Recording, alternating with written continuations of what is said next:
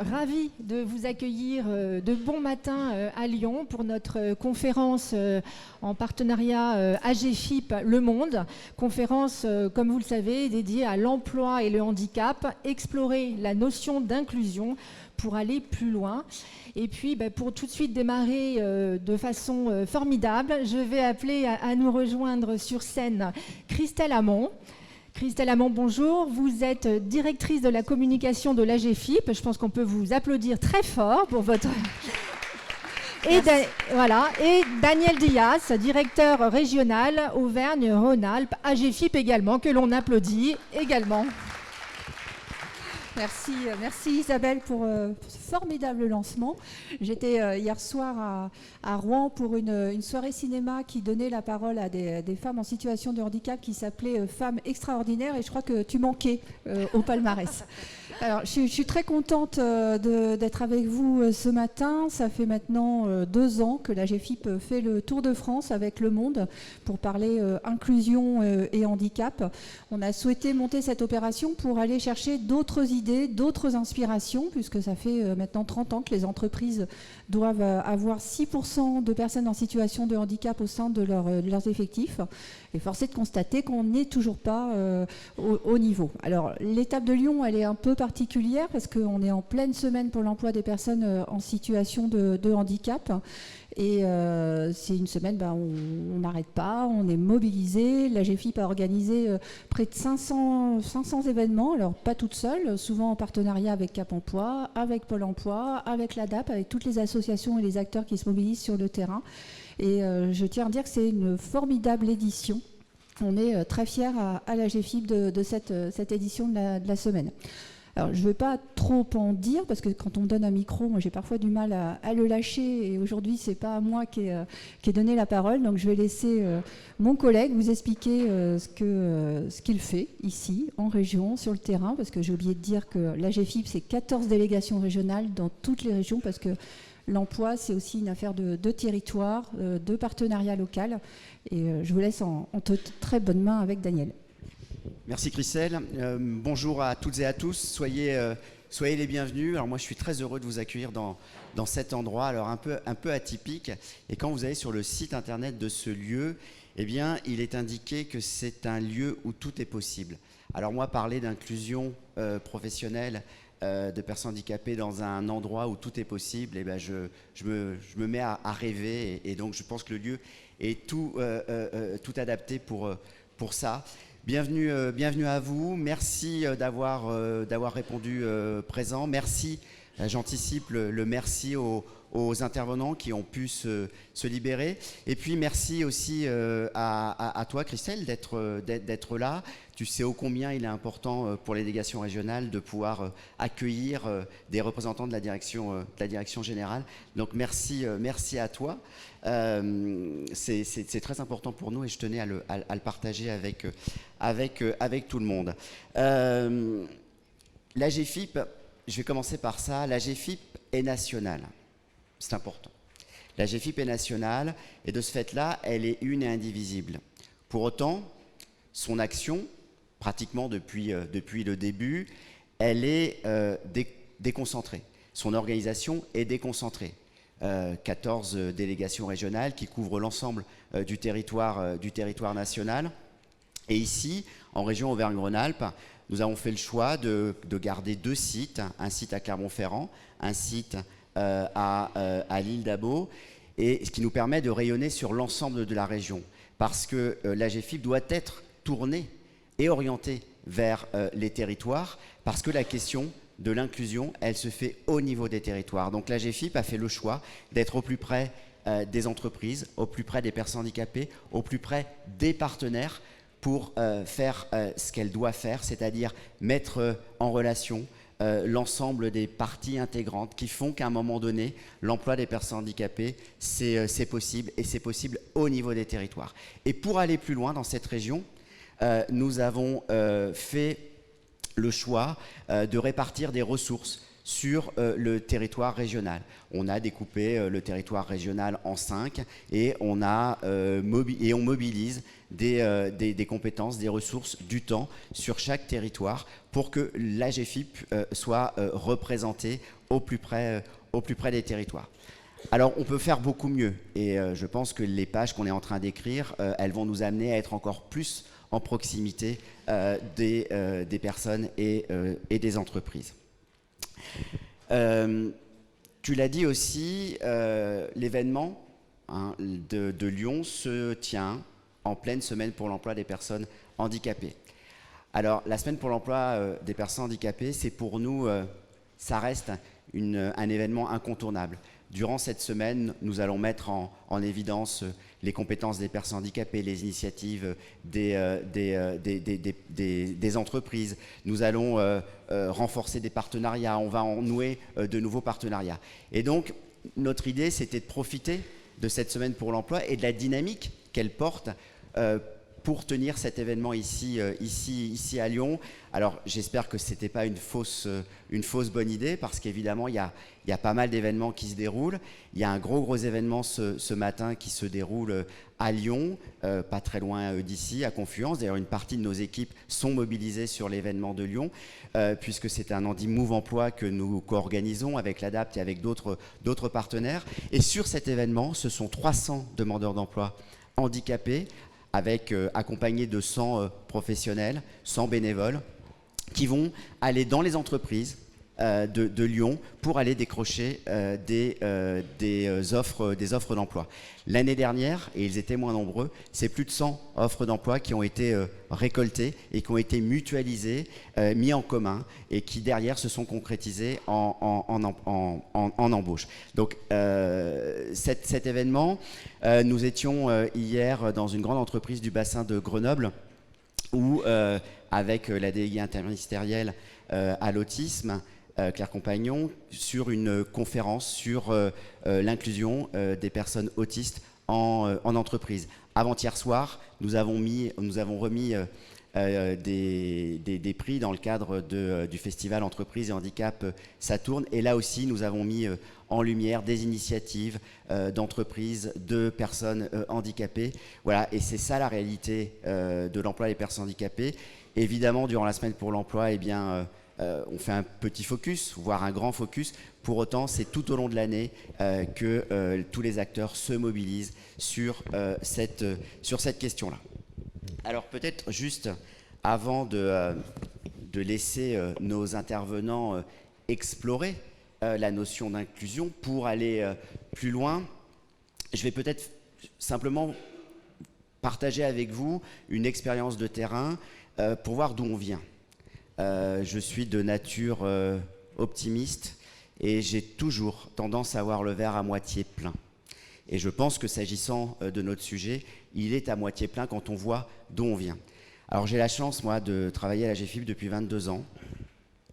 J'étais beaucoup plus jeune à l'époque, vous en doutez. Et en 22 ans, j'ai aussi eu la chance de faire pas mal de métiers, de découvrir beaucoup de régions.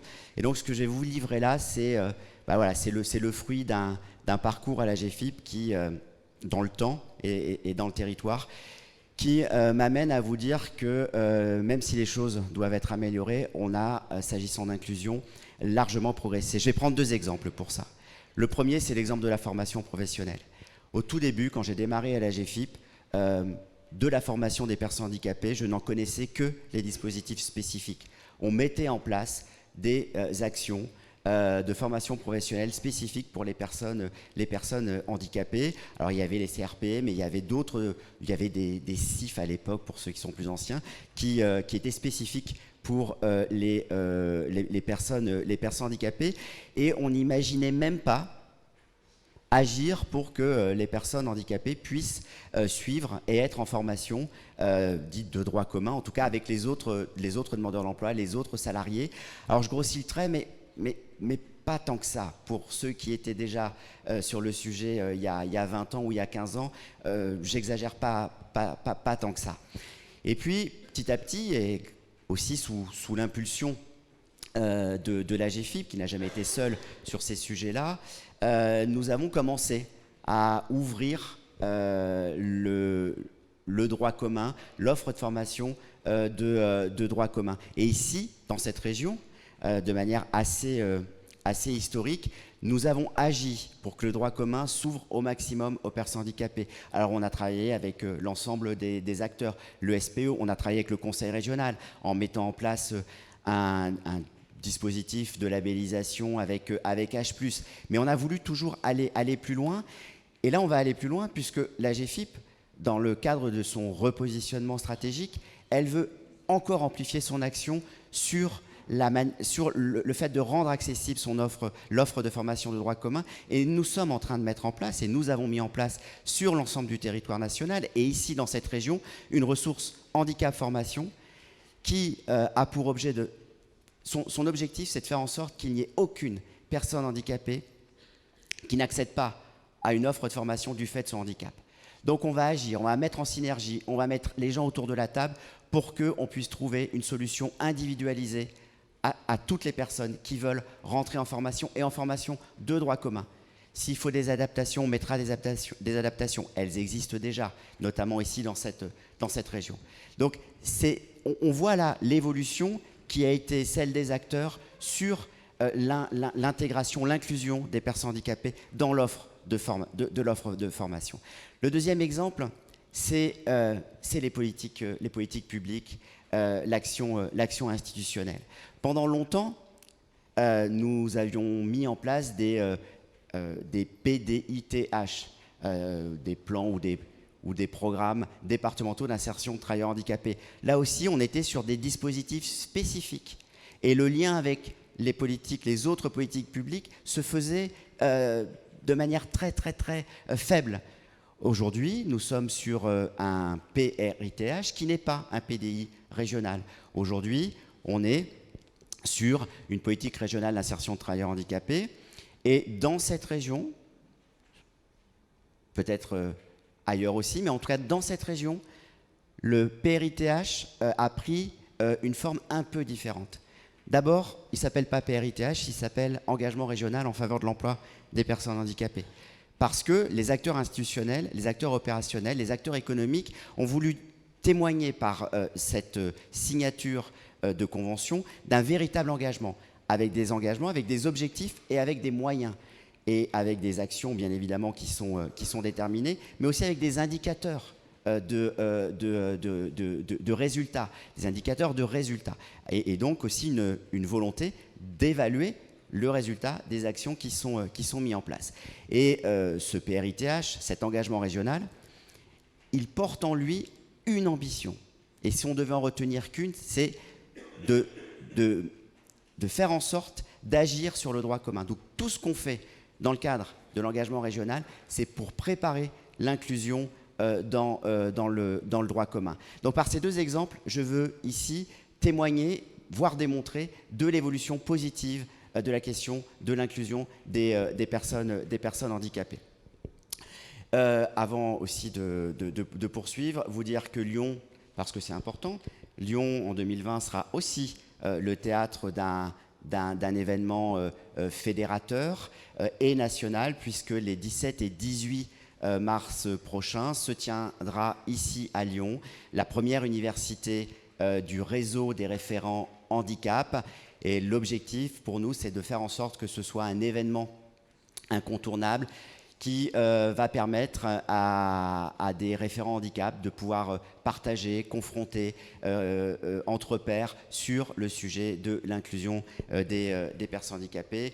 Et puis, puisqu'on est aussi ici à Lyon, je voudrais évidemment rappeler que c'est ici dans cette ville à l'université Lyon 2 qu'a été mis en place un master 2 sur la question de référent handicap. Référent handicap qui est largement tourné sur cet objectif, qui est de favoriser l'inclusion sociale. Et c'est ici. Et donc, juste pour conclure, et ce sera vraiment mon dernier mot, vous partagez avec vous un extrait d'un livre qui s'appelle « Société inclusive, parlons-en ». Son auteur est bien connu, en tout cas ici et même nationalement, puisqu'il s'agit de Charles Gardou, et je voulais juste partager avec vous les quatre lignes. Une société inclusive est une société sans privilèges, sans exclusivité ni exclusion, sans hiérarchisation, sans lignes maginaux pour se protéger de ceux qui font l'épreuve d'un dysfonctionnement de leur corps ou de leur esprit et épuisent leur force à résister aux dangers de néantisation. Ils n'ont pu choisir leur destin, ils l'auraient souhaité, mais ils n'ont pas eu cette latitude. Nul n'a le droit de les dépouiller de leur part légitime du patrimoine commun, de les priver du droit à avoir des droits.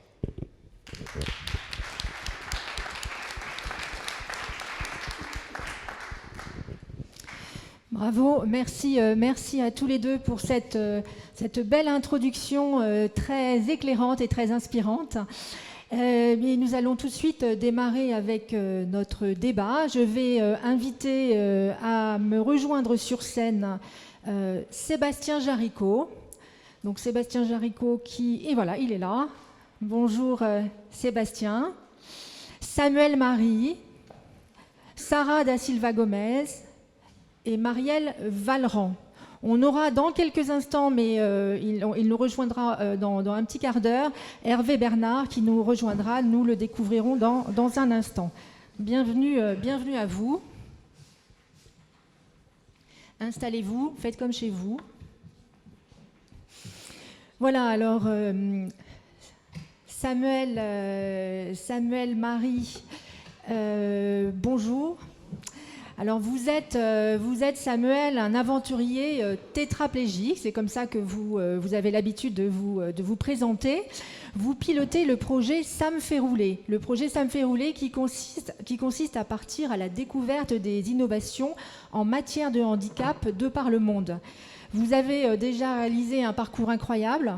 Vous avez réalisé 2 périples de 75 km. Vous avez traversé 22 pays sur 3 continents. Et votre prochaine expédition, c'est tout simplement l'Amérique du Sud. Vous partez demain, je crois. Demain. Et vous avez placé cette expédition sous le haut patronage de Sophie Cluzel. Alors justement, Samuel, est-ce que vous voulez nous raconter un petit peu votre parcours et puis l'impact sur le monde du travail pour vous? Yes. Bonsoir à tous, merci d'être là et d'être venu, de prendre le temps. Moi, le parcours, ça a été donc pas mal un accident, voilà, en 2008, il y a 10 ans, avec 3 mois de réanimation, 4 ans de rééducation. Donc j'étais déjà très mauvais en cours. Donc, pour dire le niveau, j'ai pas eu mon brevet blanc. Donc voilà. J'ai essayé de faire un BEP, donc j'ai réussi un BEP. J'ai fait 3 mois de bac pro et ça n'a pas marché. J'ai vrillé, je suis parti sur les chantiers. Donc moi j'étais quelqu'un d'assez sportif et qui travaillait du coup avec mon corps et sur les chantiers dehors. Donc quand j'ai eu cet accident au travail en 2008, après 3 mois de CDI dans ce métier, les travaux acrobatiques, donc j'ai fait tout ce parcours de réanimation et rééducation et on a essayé de me réinsérer en essayant de passer le bac, faire quelques cours. Mais du coup ça marche pas parce qu'un bourricot tu le changes pas comme ça. Donc j'ai dû faire quelque part mon propre format et mon propre emploi.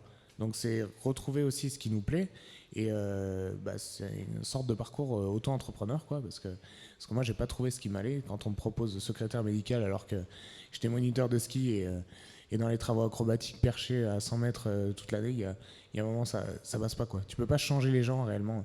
Après c'est mon parcours, moi je suis pas de professionnel de l'insertion et de l'inclusion, mais voilà, moi c'est mon parcours et j'ai dû tout créer et aujourd'hui...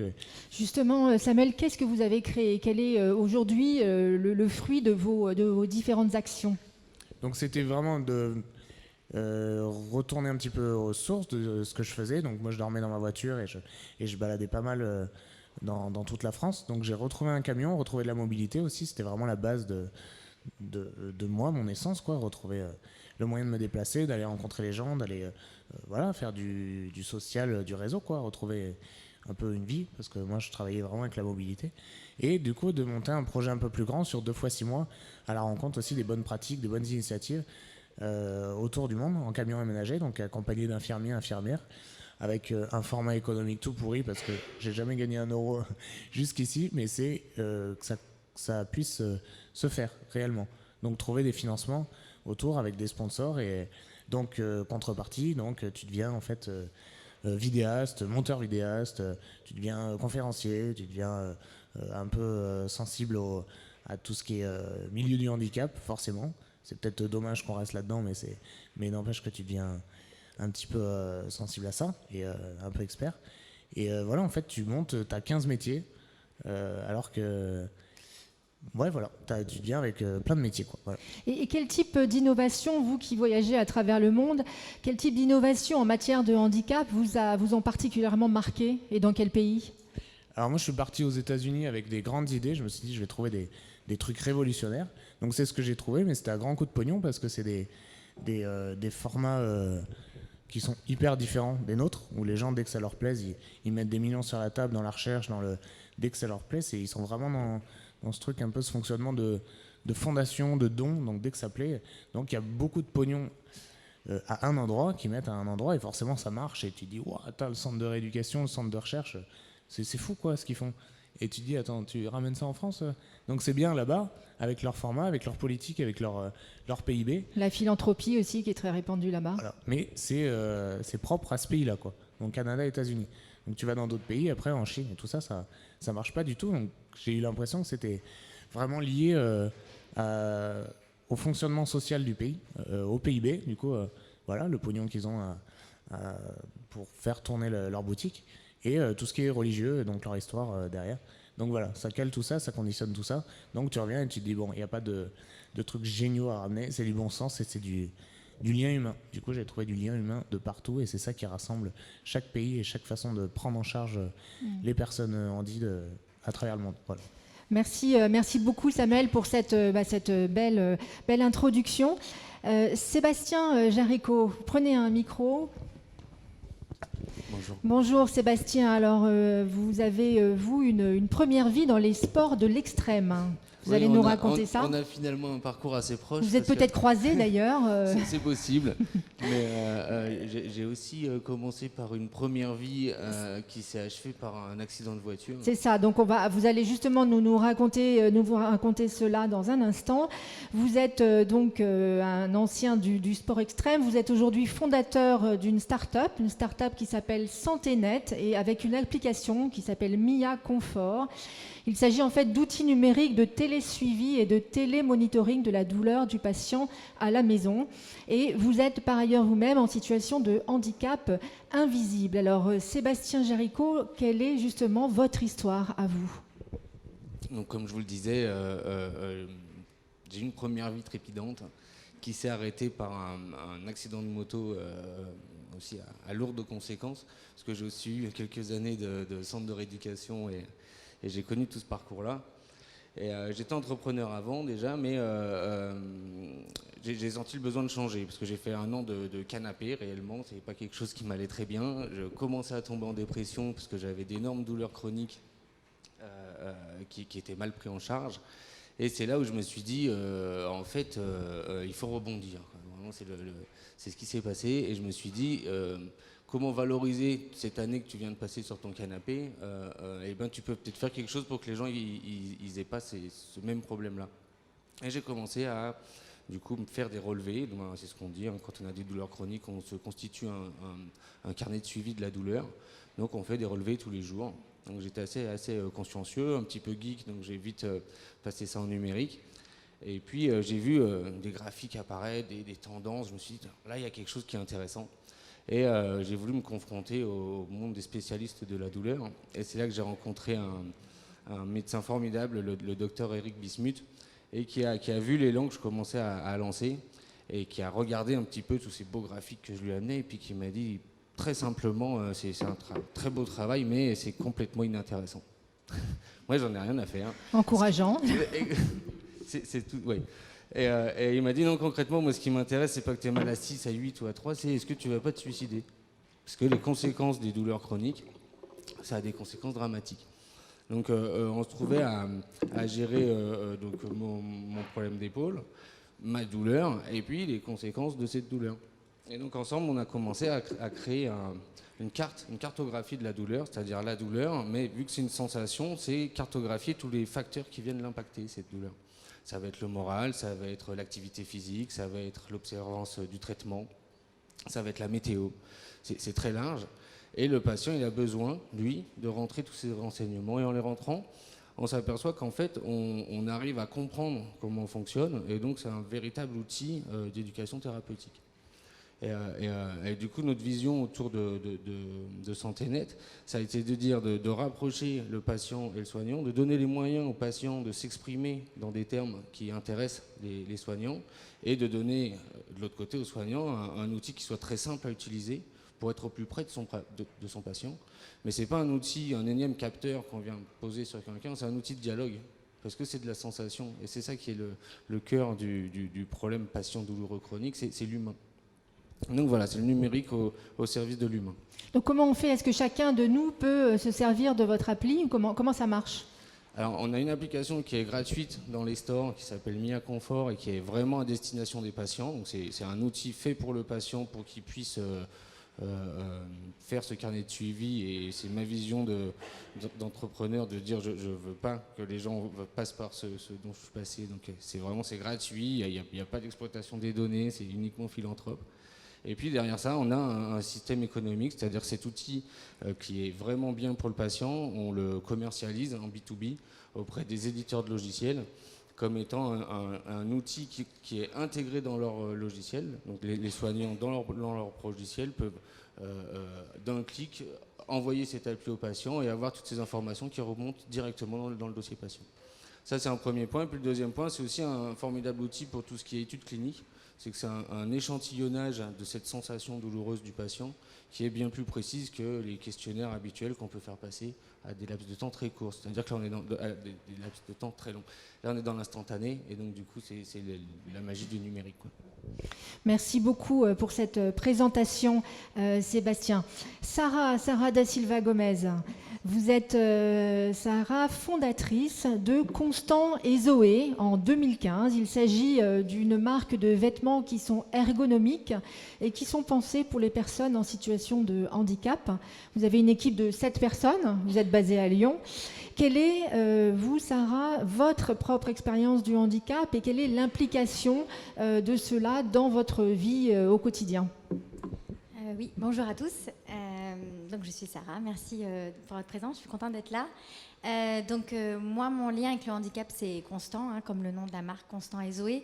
Mon frère est né polyhandicapé suite à une faute médicale à la naissance. Donc c'est une anoxie cérébrale qui crée des complications neurologiques irréversibles. Donc Constant, moi j'avais 4 ans quand il est né, donc je suis l'aînée. Constant a un handicap qui est très lourd. Pour faire très très simple, il est en fauteuil roulant, il ne se maintient pas tout seul, donc il a encore ses sièges dans son fauteuil roulant.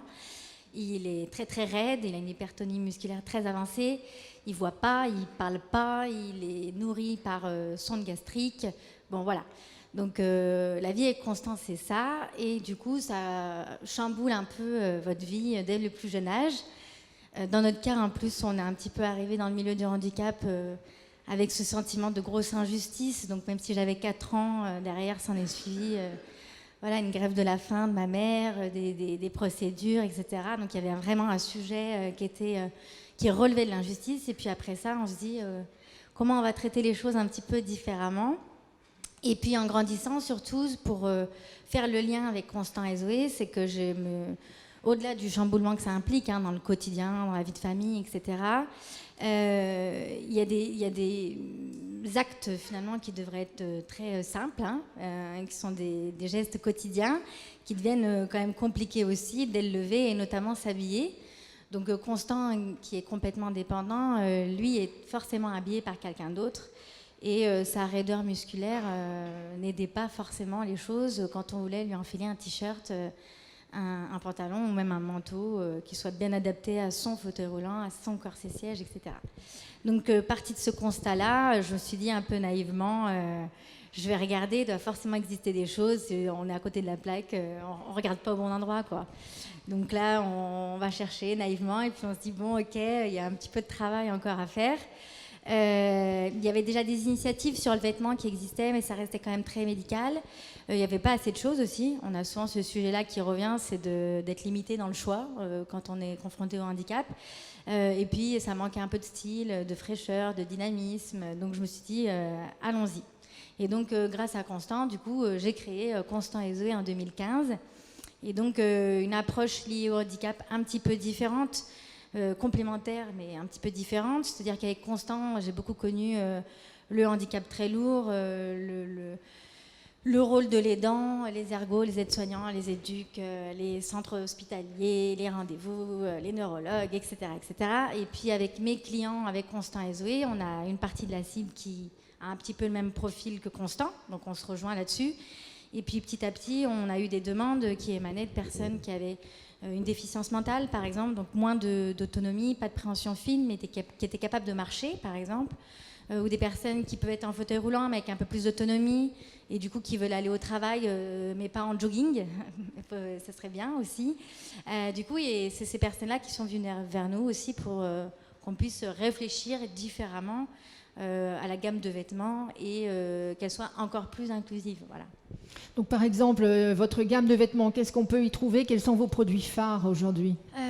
Alors aujourd'hui, on a développé un peu plus de 25 modèles qui sont ensuite déclinés dans des tailles, des couleurs différentes. C'est aussi bien pour les enfants que les adultes, pour les femmes et pour les hommes.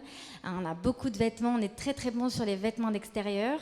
Et pour les vêtements d'extérieur, c'est surtout adapté aux personnes très lourdement handicapées qui sont en fauteuil roulant.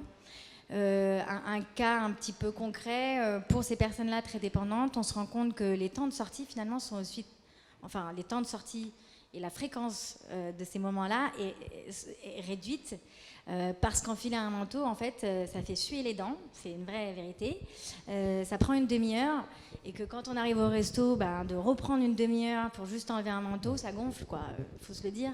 Et du coup, on se dit, ça me sert à quoi de mettre 1h30 à peu près pour m'habiller, me déshabiller, pour sortir 1 heure. Bon, on fait un peu le calcul, on se dit, on verra ça demain. Donc, du coup, on a créé des vêtements. Par exemple, on a des personnes qui ont des fauteuils roulants tellement encombrants et tellement englobants qu'aujourd'hui, les aidants en fait, prennent leur manteau, donc un manteau standard, le retournent, le mettent à l'envers et puis on a la capuche comme ça qui tombe devant, mais parce que c'est la seule solution qu'elles ont pour à peu près les protéger. Donc nous, on revisite un peu le fonctionnement du vêtement, on crée un système qui s'enfile comme une blouse, on crée l'illusion des boutons, du zip à l'avant, des poches, de la parka comme tout le monde. On ferme bien à l'arrière au niveau des épaules, de la nuque. Et en fait, le vêtement, en 2 clips, il s'enlève par l'avant et il se remet. Et la personne, elle est complètement protégée. Et si vous la croisez, vous n'imaginez même pas qu'elle n'a pas de tissu dans le dos et que c'est un manteau qui est différent. Voilà un petit peu le genre de choses. Et puis aussi, pour faire un petit peu le lien aussi avec l'emploi, on a aussi créé des chemises qui ont été longtemps bannies des dressings des personnes handicapées parce que les chemises c'est cintré, c'est dans des matières qui ne sont pas extensibles, c'est compliqué. Et donc l'objectif c'était d'arriver à trouver un fonctionnement qui s'adapte aux personnes qui ont des raideurs et aussi à des personnes qui ont plus de préhension fine, qui peuvent plus boutonner les boutons par exemple, mais qu'elles puissent reporter enfin des chemises. Merci pour toutes ces explications. À vous Sarah. Marielle Vallerand, vous êtes docteur en sciences de l'éducation et chargée d'enseignement à Lyon 2. Vous avez réalisé une thèse sous la direction de Charles Gardou, dont on parlait tout précédemment, une thèse qui est consacrée à la participation sociale des personnes en situation de handicap liées à des troubles psychiques. Vous êtes également, Marielle, co-organisatrice des Trophées Lumière de l'entreprise inclusive que l'on doit connaître, j'imagine, beaucoup dans la salle. Alors, Marielle, vous avez entendu 3 témoignages. Comment réagissez-vous à ces 3 témoignages? Est-ce que finalement ça reflète un petit peu ce que vous découvrez lors de vos travaux de recherche?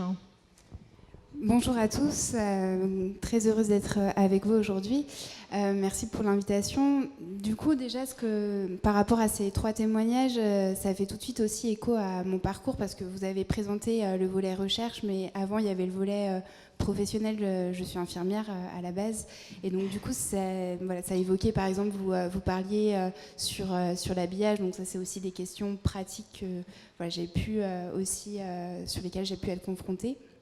Après, sur le volet recherche, donc effectivement, mes travaux étaient centrés sur la participation sociale. L'idée, c'était de comprendre finalement comment, dans tous les domaines de la vie, aujourd'hui, là, on s'intéresse plus particulièrement au travail, mais le travail, il est aussi connecté avec l'éducation, la formation. Avant ça, il y a aussi la petite enfance, mais il y a aussi la culture, les loisirs, le sport. Donc, comment, dans tous ces domaines-là, certains dispositifs, et donc j'avais notamment travaillé sur les groupes d'entraide mutuelle, qui sont des associations loi de 1901, avec un fonctionnement un petit peu particulier, parce que l'idée c'est que ce soit les personnes elles-mêmes qui s'emparent du fonctionnement de l'association pour justement mener leurs projets dans ces différents domaines de la vie. Et donc l'idée c'était essayer de comprendre comment ces dispositifs-là pouvaient fonctionner pour renforcer la participation de ces personnes dans tous les domaines. Pour ce qui nous intéresse aujourd'hui, plus spécifiquement sur l'emploi, ce qu'on peut dire et ce qui ressortait de mes travaux de recherche, mais aussi d'autres, c'est l'importance des représentations sociales comme obstacle finalement à l'emploi des personnes en situation de handicap. Un autre aussi qu'on a tendance à moins regarder, c'est aussi l'autostigmatisation des personnes elles-mêmes qui parfois en fait ont complètement intégré les représentations sociales des autres et se mettent des barrières et se considèrent d'abord comme en situation de handicap plutôt que d'abord compétentes pour un travail. Et ça, je crois que c'est aussi un frein qui mérite du coup d'être regardé et qu'on puisse d'abord penser les personnes à partir de leurs compétences plutôt que d'abord à partir de leurs déficiences. Ça, je pense que c'est quelque chose qui, peut-être on en reparlera après. Et la dernière chose, c'est dans les travaux, c'est comment est-ce que les milieux professionnels peuvent s'adapter pour prendre en compte finalement la singularité, non pas seulement des personnes en situation de handicap, mais de toute personne, et réinscrire ça dans cette diversité finalement. Merci, merci à vous, Marielle. Alors, je vais vous demander en fait à tous les quatre, en vous basant sur votre propre expérience à la fois du handicap, du monde du travail, de donner votre propre définition du mot inclusion. Alors, justement, Marielle, reprenez le micro. Comment définissez-vous ce mot inclusion ? Alors du coup, c'est vrai que c'est un vaste débat, surtout en ce moment, qui cristallise quand même beaucoup de tensions aussi, parce qu'on a tendance je pense qu'on le comprend mal en fait, ce terme-là, et du coup on a tendance à le transformer en quelque chose qui serait idéologique ou dogmatique, alors que je pense que l'idée n'est pas du tout celle-ci. Pour reprendre les termes de Charles Gardou, qui lui ne parle pas d'inclusion, mais qui part finalement de l'adjectif inclusif en parlant de société inclusive ou de perspective inclusive. Et je crois que ces termes-là traduisent mieux l'idée finalement de mouvement, l'idée aussi d'horizon sur lequel on peut s'appuyer, qui donne finalement du sens. Et quel est ce sens-là ? Je pense qu'il faut reprendre aussi notre histoire où on a eu tendance à cliver les choses en séparant de façon complètement artificielle un milieu spécialisé mis en périphérie d'un milieu ordinaire. Là, cette idée de société inclusive, c'est cette idée de rassembler ces mondes-là, de créer des passerelles, de créer du lien, de la reliance entre ces deux mondes-là. Et avec cette idée sous-jacente, finalement, c'est que dans notre société, vous parliez de droit tout à l'heure, tout le monde a ce droit à une participation sociale dans tous les domaines de la vie. Et je pense que c'est comment est-ce qu'on peut adapter tous ces milieux pour permettre une réelle participation sociale aux personnes dans tous ces domaines de la vie. Merci, merci Marielle. Samuel, votre définition pour vous, l'inclusion, qu'est-ce que c'est ? L'inclusion, qu'est-ce que c'est ? Moi, j'aime pas trop les définitions et tout ça. Et peut-être que si on essaie de trouver un mot à mettre là-dessus, du coup, c'est peut-être pas sûr que ça existe vraiment, quoi. Ça veut dire qu'il y a deux milieux, quoi. Il y a des handicapés, il y a des valides. Donc c'est hyper clivant et peut-être qu'au final, c'est un mot à la mode et qu'on aime bien mettre ça un peu de partout. Mais voilà, peut-être qu'il n'existe pas au final et qu'on peut trouver un petit peu autre chose, quoi, des nouveaux mots et peut-être se dire que le handicap, il existe Pas forcément. Il est important peut-être pour poser des lois, poser des règles, essayer de mettre des budgets à droite à gauche et définir les choses pour donner les chances un petit peu à tout le monde. Mais en réalité, est-ce que ça existe et du coup, on a parlé de ça, c'était hyper intéressant avec Charles Gardou et toute j'allais dire une clique, mais plein d'intellectuels qui étaient là à ce rendez-vous là que vous avez organisé. Et du coup, au bout de 2 heures, j'ai vu tous ces intellectuels, quelque chose d'hyper poussé là. Et je me suis dit, waouh, c'est où qu'il est le rock'n'roll, c'est où qu'il est le style, tu vois, d'avoir des beaux fringues et de se dire, il y a de la singularité. Et je sais pas, moi je suis un mec comme un autre et donne-moi du rock'n'roll, quoi, quelque chose qui soit cool à faire, où je me lève le matin et c'est chouette, tu vois. Et je pense que c'est peut-être en enlevant un petit peu toute cette notion intellectuelle qui est hyper française. Et le côté un peu cool des États-Unis, c'est qu'il y a beaucoup de choses qui arrivent du bas. Et les gens, ils te posent des lois, ils posent des procès, des machins, dire je m'en fous, moi j'ai envie d'être vivant et j'ai envie d'être là et t'es pas content, mais j'y vais quand même, quoi. Et ça, c'est inclusif, moi je trouve. Un petit peu. Je sais pas si c'est ça qu'il faut faire, mais voilà. Merci beaucoup Samuel. Sébastien, je vous voyais opiner du chef. Est-ce que vous êtes d'accord avec les définitions que vous avez entendues ? Plutôt, en fait, sur l'absence de définition. Non, moi, à cette question, j'ai aussi cherché et puis je trouvais pas de réponse. Et je crois que la meilleure réponse que j'ai, c'est l'histoire de comment j'ai rencontré mon directeur technique. Dans le numérique, on est dans un monde un peu parallèle parce que l'offre et la demande au niveau de l'emploi, c'est pas du tout les mêmes règles. On cherche les talents et c'est hyper difficile de les trouver. Et j'ai rencontré mon CTO qui habite à Toulouse. Et donc, normal, on a commencé par dialoguer par téléphone et par visioconférence. Et il était passionné par le projet, il me posait les questions, et lui, il avait les bonnes capacités, il connaissait les langages. Puis à la fin de l'entretien, du premier entretien, j'ai senti une petite gêne. Alors j'ai dit, il y a quelque chose encore. Il me fait, oui, en fait, je suis en fauteuil roulant. Je lui dis, c'est chouette, parce que moi aussi j'ai un petit handicap et du coup tu comprends ce que je fais. Ouais, carrément. Et voilà. Et je pense que c'est ça, la société inclusive, c'est celle où le handicap, ça arrive à la fin en fait. Merci. Sarah, quelle est à vous votre définition de l'inclusion ? C'est pas forcément une définition, mais moi, ma perception, en tout cas, c'est simplement de faire les choses pour que les personnes en situation de handicap se sentent bien, en fait. Donc, c'est juste la base de l'être humain, c'est d'essayer d'être bien et que tout le monde s'y mette. Et souvent, on parle de différence. Est-ce qu'il faut parler de différence ou pas ? Je pense qu'il ne faut pas forcément nier ou camoufler la différence, parce que c'est faux. En revanche, je pense qu'il faut juste bien la traiter, la considérer pour l'intégrer en fait réellement, voilà, donc c'est tout. Très bien, merci à tous les quatre. Donc on le voit, un simple mot inclusion peut recouvrir différentes sensibilités, différentes thématiques. Je vous propose une petite incise dans notre débat et puis on va continuer. Mais je vous propose de partir à l'international et je vais appeler à nous rejoindre sur scène Hervé Bernard. Hervé Bernard, bonjour, vous êtes directeur social et inclusion de l'association Handicap International. Merci d'être parmi nous. Alors, Handicap International, évidemment, tout le monde connaît de nom, mais pouvez-vous nous présenter en quelques mots, justement, cette belle organisation ? Bonjour à tous. Ravi d'être là à Lyon avec vous, parce que Handicap International est une ONG lyonnaise, donc ça fait du bien de temps en temps d'être avec nos pairs dans cette région. Donc, Handicap International, c'est une ONG qui est née il y a maintenant 37-38 ans, par des Lyonnais et qui est né au Cambodge, à la frontière entre la Thaïlande et la Cambodge, pour venir en aide à des personnes handicapées qui fuyaient la guerre dans cette zone du monde.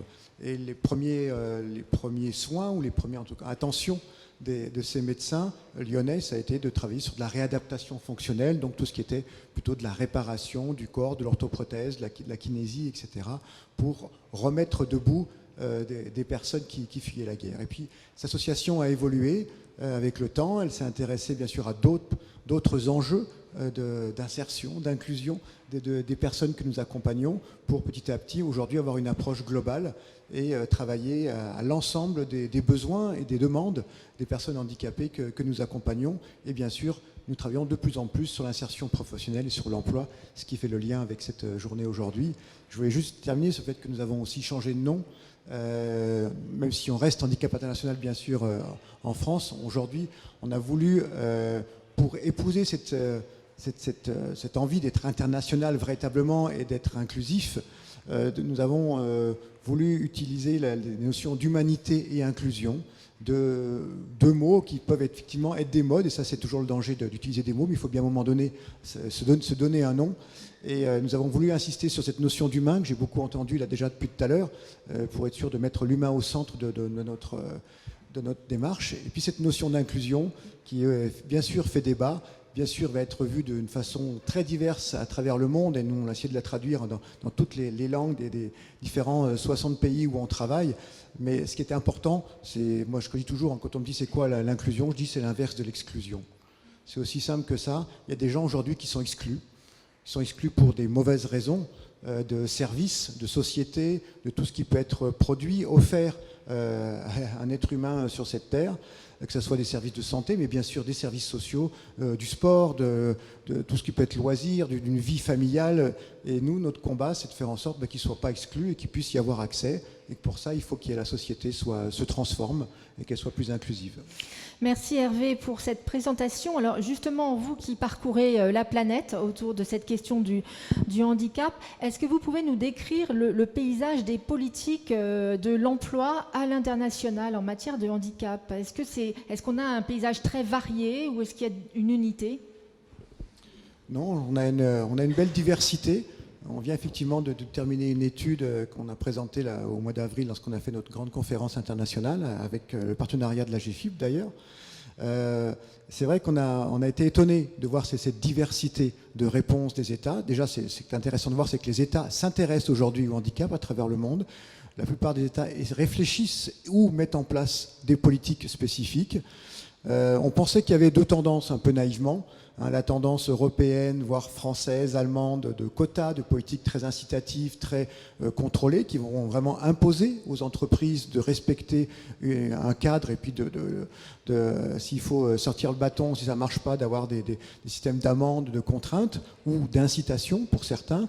Et puis le système américain, que tu décrivais très bien, qui est un système beaucoup plus libéral, fondé sur je pose un cadre et si le cadre n'est pas respecté, je porte plainte et pour discrimination, et je vais faire en sorte d'avoir gain de cause parce que j'ai un cadre derrière moi et qu'au final je vais gagner. Donc on a ces deux systèmes-là, et au final on s'est rendu compte que dans le monde, toutes les politiques mixaient un peu tout ça. Les gens étaient beaucoup plus créatifs que ce qu'on pensait, et c'est très bien. Et je pense que c'est aussi une belle leçon aussi pour nous en France. Notre système a évolué. Entre les lois de 75, 87, 2005, il y a quand même eu des belles évolutions. Puis même maintenant, ces années, on voit qu'il y a des choses qui bougent de plus en plus. Donc on fait évoluer nos lois. Et je pense qu'on a tout intérêt aussi à s'inspirer de ce que font les autres pays pour ne pas rester centré sur notre nombrilisme francophone très classique, et de se rendre compte que, oui, mais ce qu'est en train d'imaginer l'Inde aujourd'hui, ce que fait la Colombie, ce que fait la Bolivie, ce qu'est en train de réfléchir le Maroc, bien sûr, c'est dans des contextes différents où la culture du handicap est différente, avec soit une présence d'un roi, soit une grande guerre qui a façonné des choses, mais tout ça amène une grande créativité aujourd'hui. Mais justement, vous qui vous êtes allé dans des pays de grande pauvreté, vous en citiez, comment dynamiser le travail du handicap dans ces pays de grande pauvreté où évidemment on imagine les politiques publiques sont plus faibles, sont moins développées que dans d'autres pays plus avancés? Oui, on fait un peu comme dans tous les pays du monde. Quand on parle de handicap, très souvent, on va revenir à la famille. Je crois que vous en parliez tout à l'heure, aux frères et sœurs, aux gens qui sont dans la communauté directe, et puis toute la communauté un peu plus large, c'est-à-dire les associations. Le monde associatif reste le premier levier pour faire bouger les choses. On accompagne les associations de personnes handicapées ou des associations communautaires, familiales, de femmes et d'hommes qui ont envie de s'engager pour les personnes handicapées. On les aide d'une part à s'organiser pour faire avoir un meilleur plaidoyer, pour être plus fort, pour défendre une certaine vision de l'inclusion et de la participation des personnes handicapées, parce que là, les mentalités ont encore beaucoup de chemin à faire. Et puis, on les accompagne pour fournir des services quand c'est nécessaire, à être créatifs, utiliser les nouvelles technologies aujourd'hui pour proposer des services à la personne qui véritablement correspondent aux besoins locaux. Donc voilà, on est vraiment dans cette créativité par la société civile qui reste le premier moteur à travers le monde. Merci à vous. Samuel Marie, comment peut-on, à vos yeux, surmonter les écueils qui sont liés au manque d'inclusion dans l'univers du travail? Sur quel levier on peut agir finalement pour retourner la situation et en faire des choses pragmatiques et constructives?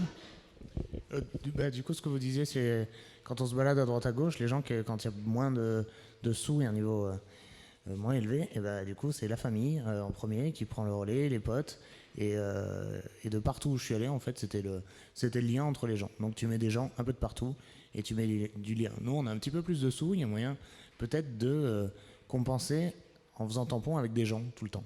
Et ça qui amène aussi de la légèreté et peut-être dans le milieu de l'emploi, vu qu'on est quand même des sociétés où on aime bien capitaliste, empiler des gros sous, pour être compétitif, peut-être que pour pouvoir dégainer toute la journée et être justement compétitif, et pouvoir avoir des gens à disposition, donc pour compenser tout ce truc de handicap, quoi.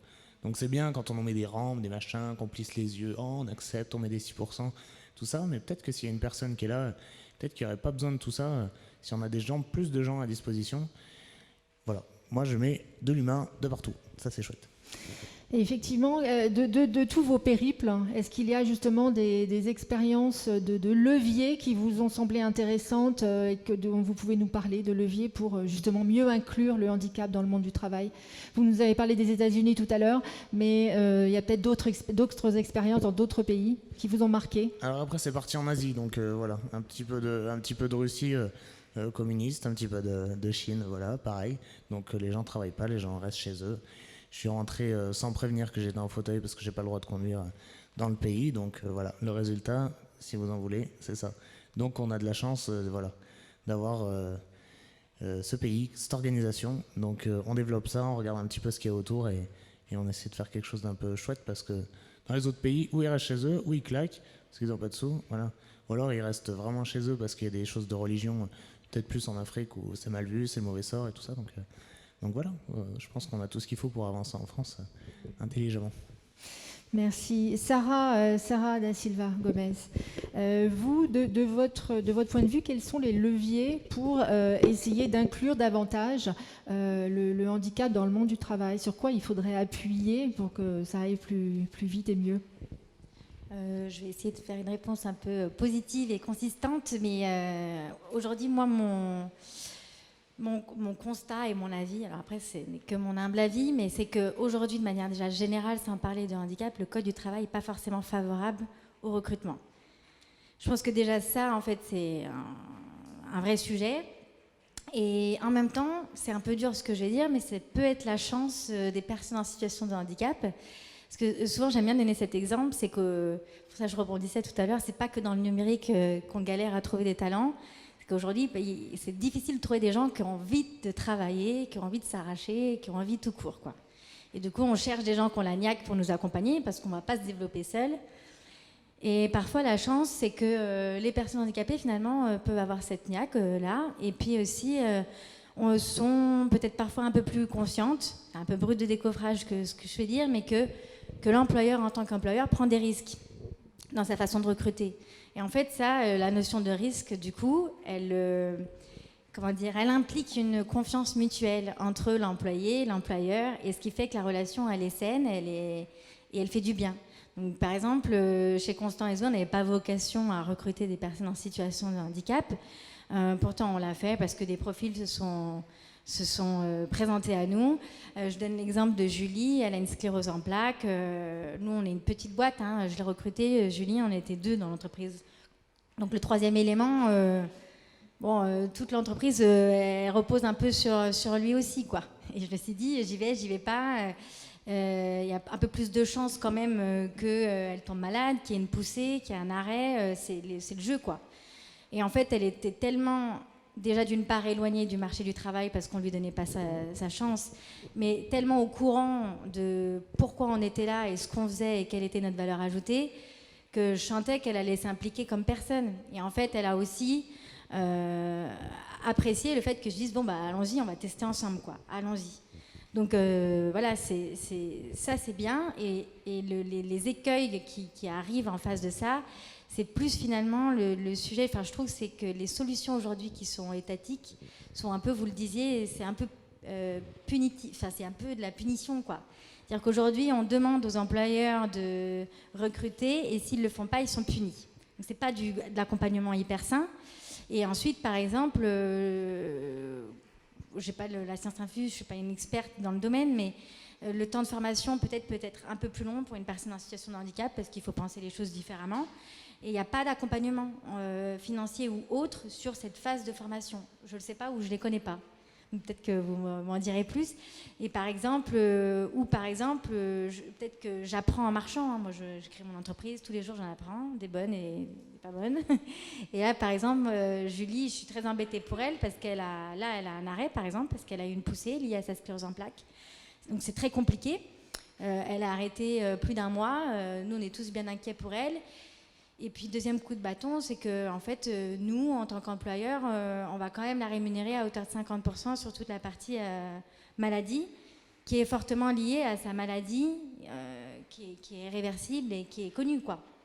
Et là, on se dit, ben, il y a peut-être un truc à jouer. C'est pas nous qui allons changer les choses là maintenant. Ça relève de l'État, du gouvernement.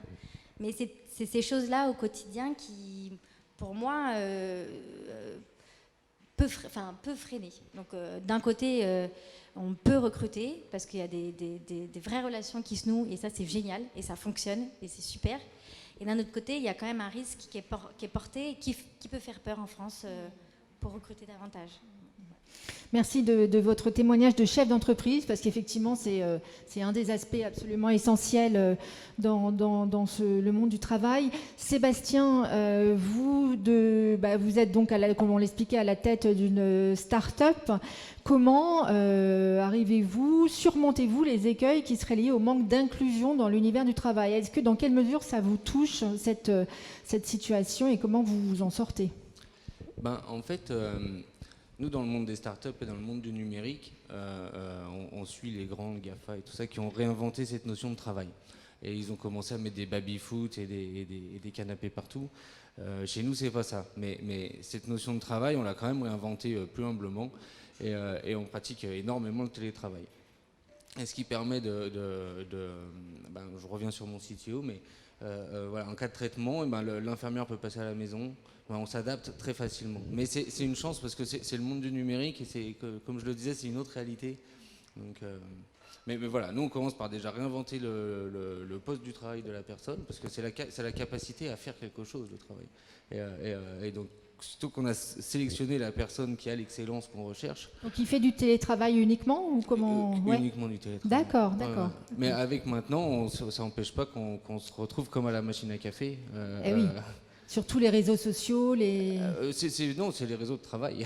Oui, bien sûr. Vraiment, mais on peut avoir une collaboration très étroite en étant d'un étage à l'autre ou en ayant 500 km d'écart. Oui, tout à fait. Donc, voilà.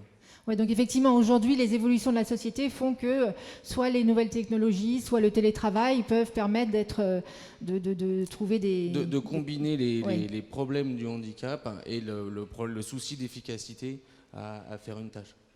Merci. Marielle, même question. Vous avez, alors d'une part, vous avez entendu 3 types de stratégies qui font qu'on essaie de pallier aux écueils du handicap dans le monde du travail. Quel est votre point de vue sur quel levier on peut appuyer pour que cette inclusion soit plus totale? Du coup, je pense que je vais en développer 2. Le premier, ça serait le volet de la formation. Déjà, d'une part, pour qu'on ne considère pas que cette question-là, ça serait que des experts ou que des professionnels spécialisés qui devraient s'emparer de cette question-là, mais plutôt la formation que tout le monde est concerné, que ça soit, je sais pas, dans le milieu des aéroports sur quelqu'un qui fait l'accueil, enfin vraiment dans tous les domaines professionnels sont concernés. Donc j'axerai vraiment sur ce volet formation de tous pour aussi dépasser ces représentations sociales. Donc que ça fasse partie finalement de toutes les formations initiales, mais au même titre que d'autres thématiques, c'est-à-dire le remettre vraiment dans quelque chose d'ordinaire que chacun en fait peut rencontrer dans sa vie. Que ça devienne du droit commun. C'est ce que disait M. Dias dans son introduction, effectivement, d'insérer le handicap dans les politiques de droit commun. C'est vraiment important. Ouais. C'est ça. Que justement, ça ne soit pas quelque chose de spécialisé, mais que finalement, chacun puisse s'emparer de cette question-là. Et puis, qu'il y ait aussi le volet de personnes ressources qui, là, peuvent répondre plus singulièrement sur des questions spécifiques. Et donc, du coup, c'est aussi tout le travail qui est fait à Lyon 2 autour du master référent handicap que vous évoquiez, ou que dans tous les domaines professionnels, là encore, emploi, mais aussi dans des musées, dans des bibliothèques, etc., qui est des référents handicap qui, là, peuvent répondre de façon plus singulière sur des questions. Mais je pense que vraiment, c'est le travail à faire, il n'est pas sur avoir des formations par type de déficience. Ça, je pense que c'est pas l'entrée qui est appropriée, mais encore une fois, d'avoir plutôt une réponse par essayer d'adapter l'environnement en s'appuyant aussi sur l'expertise des personnes concernées. Et dans tous les exemples que vous preniez, c'est pas des réponses comme ça systématiques en fait. C'est plutôt comment est-ce qu'on peut construire une réponse avec la personne, adaptée à la personne. C'est ça qui. C'est du sur-mesure. C'est vraiment. C'est ça. On parlait d'habillage, voilà, du sur-mesure. Oui.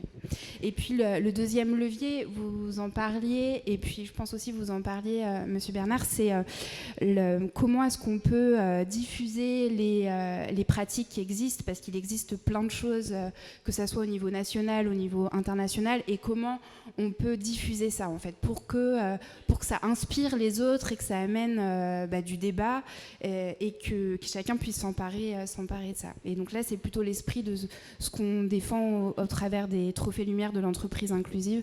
Peut-être on aura l'occasion d'en discuter, mais c'est vraiment cette initiative de se dire il existe des choses, comment est-ce qu'on peut les valoriser et les diffuser sur des plus petites entreprises, parce que les modèles ne sont pas les mêmes, aux plus grandes entreprises, pour justement essayer de faire avancer les lignes. Quand est-ce qu'ont lieu justement les prochains trophées? C'est annuel, je crois, cet événement? Donc c'est annuel, donc là ça va être la 3e édition en 2020. Donc la date qui est retenue, c'est le 19 mai. Et donc du coup, on n'a pas encore lancé la communication, donc c'est l'occasion aujourd'hui. Voilà. Donc ça va sortir. Vous pourrez suivre tout ça sur notamment les réseaux sociaux, Trophée Lumière, entreprise inclusive. Voilà, vous venez me voir sur les temps off, je vous en parlerai avec plaisir. Merci également, un bel événement à venir. Hervé, Bernard, vous avez écouté ces 4 témoignages, ces 4 analyses. Est-ce que ça fait écho à ce que vous pouvez voir à l'international, ces leviers que mettent en place différentes personnes suivant leur personnalité? Ça fait écho à ce que vous voyez sur la planète? Oui, ça fait complètement écho, c'est ça qui est rassurant, c'est que tous ceux qui réfléchissent un peu à la question quand même arrivent presque aux mêmes conclusions, alors après avec des réponses différentes, mais tout ce que j'entends là, c'est exactement comme ça qu'on travaille avec nos partenaires. En fait, on suit une approche que les Anglais ont appelée la twin track. Alors, je ne sais pas si ça vous parle. Alors, c'est toujours difficile à traduire, on appelle ça la double approche, c'est-à-dire que si on veut vraiment lutter contre l'exclusion et donc faciliter l'inclusion, le bien-être des personnes qui sont exclues de la société, il faut jouer à 2 niveaux. Il faut jouer au niveau de la personne et il faut jouer au niveau de la société. Et c'est ces 2 approches en même temps qui font que ça fonctionne. Donc dans tous nos projets avec nos partenaires sur le terrain, on essaie de mettre en place cette double approche. Donc d'une part, de travailler à mettre en place un accompagnement pour chaque personne. On appelle ça nous l'accompagnement personnalisé, où on va vraiment faire du cas par cas, faire du sur-mesure, pour reprendre des mots de la confection, parce qu'on veut vraiment s'adapter au parcours d'une personne. Chacun a son parcours très différent par rapport au handicap, mais aussi par rapport à sa vie de tous les jours et à ses aspirations, et à continuer à faire soit du sport ou soit à faire de la technologie. Donc vraiment avoir les capacités, et ça c'est l'enjeu de chaque pays, c'est de trouver des travailleurs sociaux, communautaires, ou en tout cas des personnes engagées qui vont être capables d'accompagner les personnes handicapées dans leur parcours, ce que les Américains appellent l'empowerment, c'est-à-dire la capacité d'agir, la capacité de se projeter, de retrouver l'envie de faire des projets personnels, de retrouver l'envie de se surpasser ou de vivre des choses juste normales, comme tout le monde. Et donc là, ça nécessite une compétence sociale. Donc on insiste beaucoup sur des liens avec les universités du social pour remettre vraiment du social, de l'humain et de l'accompagnement. Des fois, les gens ont besoin de plusieurs années. Parfois, c'est juste un petit coup de pouce au départ pour se remettre en route, pour se remettre en chemin et refaire des projets. Donc ça, c'est un des aspects de la Twin Track. L'autre aspect, c'est changer la société, c'est ce que vous disiez tout à l'heure, c'est accompagner des acteurs ordinaires de droit commun à se dire c'est aussi mon mandat, c'est aussi mon rôle que d'être inclusif, que d'accueillir la diversité, un mot un peu à la mode, mais concrètement c'est quel type de diversité. Chacun peut peut-être faire des combats plus spécifiques. Est-ce que c'est les personnes handicapées, est-ce que c'est les personnes plus âgées, est-ce que c'est des jeunes, est-ce que c'est des gens issus de telle ou telle minorité. À la limite, peu importe, chaque entreprise peut aussi avoir des combats plus spécifiques que d'autres, en fonction de leur parcours. Mais accompagner quelqu'un à être plus inclusif, une structure, c'est lourd, c'est long, ça va prendre du temps aussi, parce que les résistances sont énormes, les résistances culturelles, les résistances financières, parce que, mine de rien, ça coûte, et ça, il ne faut pas se le cacher. L'inclusion, ça a un coût. Est-ce que la société le prend, ce coût, ou est-ce que c'est à l'entreprise de le prendre, est-ce que c'est à la famille? Voilà, il y a tout cet enjeu-là aujourd'hui, ça peut être les collègues aussi qui se manifestent. Donc c'est aussi un élément de questionnement sur la solidarité et comment on rejoue la solidarité. On est en plein dedans en France aujourd'hui avec ces questions de la retraite, avec les questions de droit social. Qui doit prendre ça en charge? C'est des questions politiques, bien sûr, de vision de la société. Et effectivement, quand on est en Chine ou quand on est en Inde ou quand on est au Sénégal, on ne s'appuie pas sur la même culture politique, sur les mêmes enjeux de qu'est-ce que l'État veut faire. Les Américains considèrent que l'État n'a pas grand-chose à faire et que c'est vraiment à l'entreprise et à la personne de se prendre en charge, parfois de manière un petit peu extrême, même si c'est assez enthousiasmant sur le fond de dire oui, mais c'est vrai que c'est d'abord aux personnes de le faire. En France, on est encore dans des systèmes où on espère aussi beaucoup de l'État. Donc, à nous de voir, en fonction de nos cultures, quel est le meilleur levier pour faire une société inclusive. Merci. Samuel, vous avez démarré en disant combien finalement le handicap et la situation vous avez permis de développer des tas de compétences. Vous anticipiez un petit peu justement la question qui est ce manque d'inclusion au quotidien peut-il permettre de développer justement des compétences complémentaires, supplémentaires dans un phénomène de résilience, pour prendre un autre mot à la mode. Est-ce que vous pouvez détailler un petit peu ce que vous aviez commencé à nous dire tout à l'heure? Qu'est-ce que vous avez développé, tout ce champ d'expérience finalement que vous avez développé suite au handicap finalement? Donc au début, moi, quand je suis rentré chez moi, j'avais besoin de personnes qui m'aident, donc infirmiers, infirmières, auxiliaires. Donc je me suis entouré de sociétés qui s'occupaient de ça, du coup des mandataires. Et au bout d'un moment, c'est super limité parce qu'on est bloqué avec des horaires et tout ça. Donc derrière, moi, je suis allé chercher vraiment des gens, je les ai formés et je suis passé en emploi direct. Et voilà, du coup, ça m'a permis de gérer ma petite entreprise quelque part. Donc j'ai tous mes auxiliaires que je gère, que je forme avec les horaires, c'est de les payer correctement pour que développer, les motiver aussi pour que ça avance. Infirmier, infirmière, pareil, du coup tu gères ça. Et après, pour développer des projets, donc c'est essayer de s'entourer aussi de personnes. Donc toujours cette histoire de lien humain, donc il y a un truc, on dit, remettre l'humain au centre de la société. C'est vrai, voilà, il faut toujours de l'humain de partout pour pouvoir faire avancer les choses. Donc après, quand tu montes des plus gros projets, donc on sait bien que c'est un sport de riche, le handicap, on aime bien ça. Et donc il faut trouver des gros budgets. Mais on est tous à poil, donc avec un petit SMIC, moi je suis en accident du travail, du coup j'ai 1500 balles, ça permet de me loger et d'avoir de quoi manger, mais ça ne me permet pas de développer des projets. Donc trouver des gens, et je suis tombé que sur des gens engagés, donc que des bénévoles.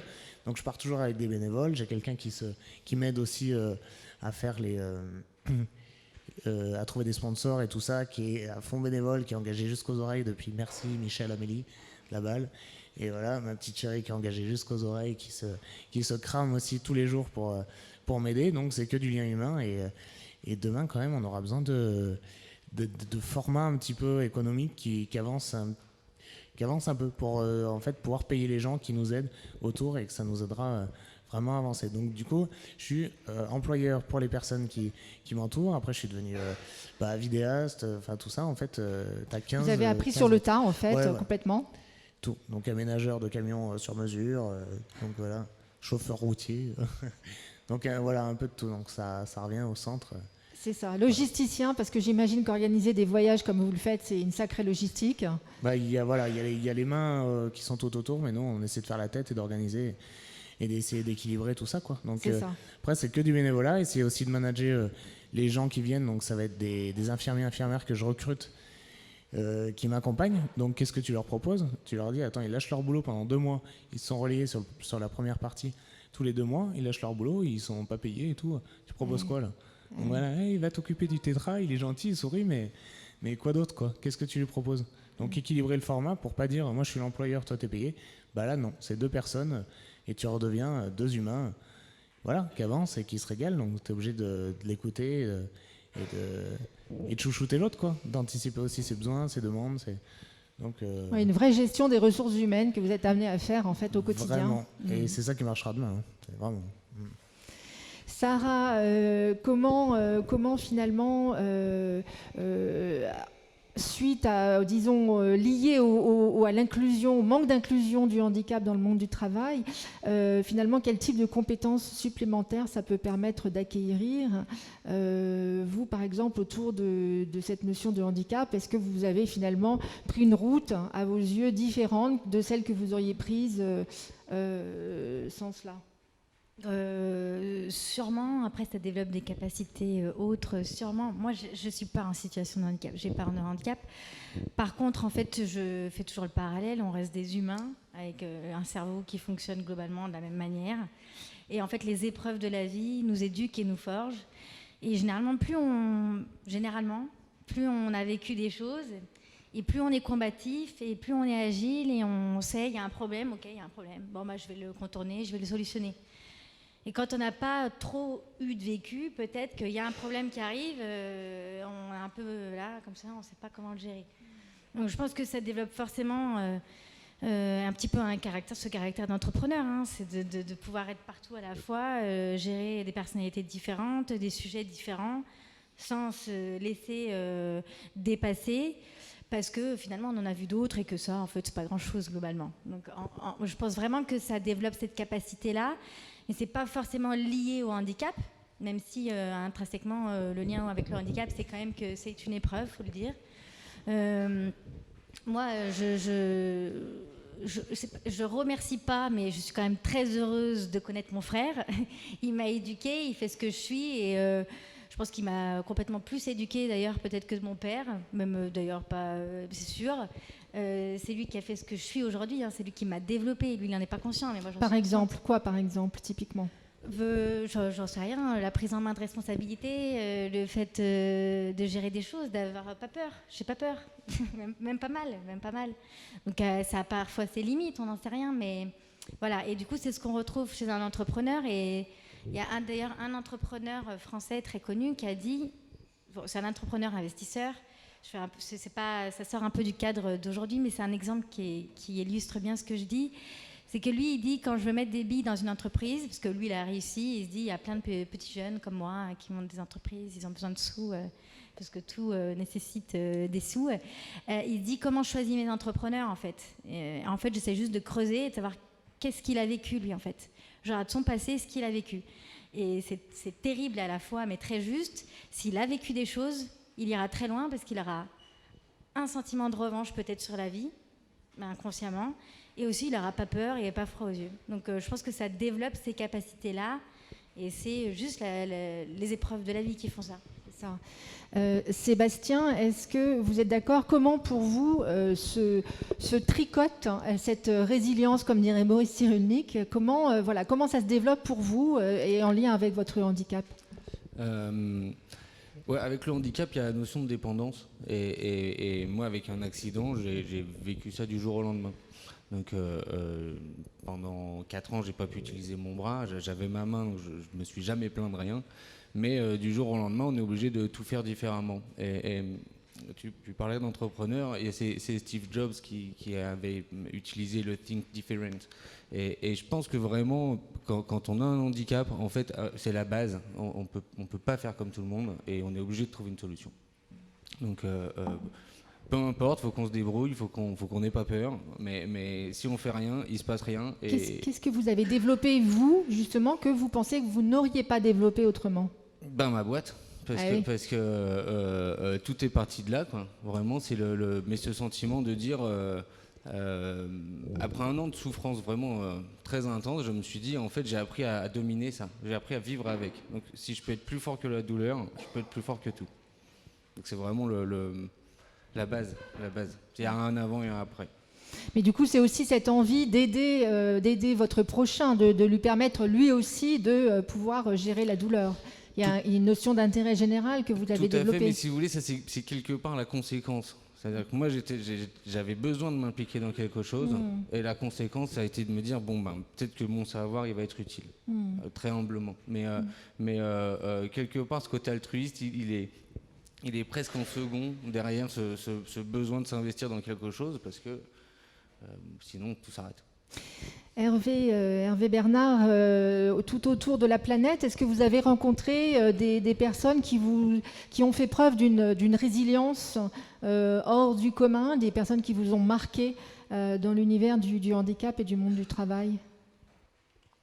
Je crois que c'est un peu la chance aussi qu'on a, c'est qu'on les rencontre tous les jours en fait, parce que survivre et repartir, se remettre en route quand on vit des conditions difficiles déjà tous les jours, et en plus on va avoir une différence qui est mal acceptée, mal comprise, ou par sa propre communauté, parfois sa famille, ce rejet, c'est tous des gens qui ont ce côté extraordinaire. Moi, je me méfie toujours effectivement des grandes apologies où on va mettre la personne handicapée au sommet avec sa médaille d'or aux Jeux Olympiques et autres. Je crois qu'il faut vraiment regarder chaque personne handicapée, c'est l'effet miroir que beaucoup de gens ont travaillé, nous renvoie à notre condition humaine et nous fait réfléchir. Donc handicap, pour moi, c'est souvent synonyme de philosophie, de psychologie. Et d'ailleurs, on voit bien, là, on aborde tout de suite, on s'élève dans les débats parce qu'on n'est plus terre à terre, et on se remet dans des discussions de qui sommes-nous, où allons-nous, et qu'est-ce qui nous pousse, qu'est-ce qui nous motive à rester vivant, à être résilient, et puis à se relever chaque fois que quelque chose nous tombe dessus. Et le handicap est pour nous un excellent moyen de se rappeler ça en permanence. Et c'est vrai que moi, les rencontres, j'en fais tous les jours à chaque fois que je vais sur le terrain et que je rencontre des gens, quel que soit leur degré d'extraordinarité, qui n'existe pas comme mot, mais qui effectivement, ils n'ont pas besoin de faire des choses extraordinaires.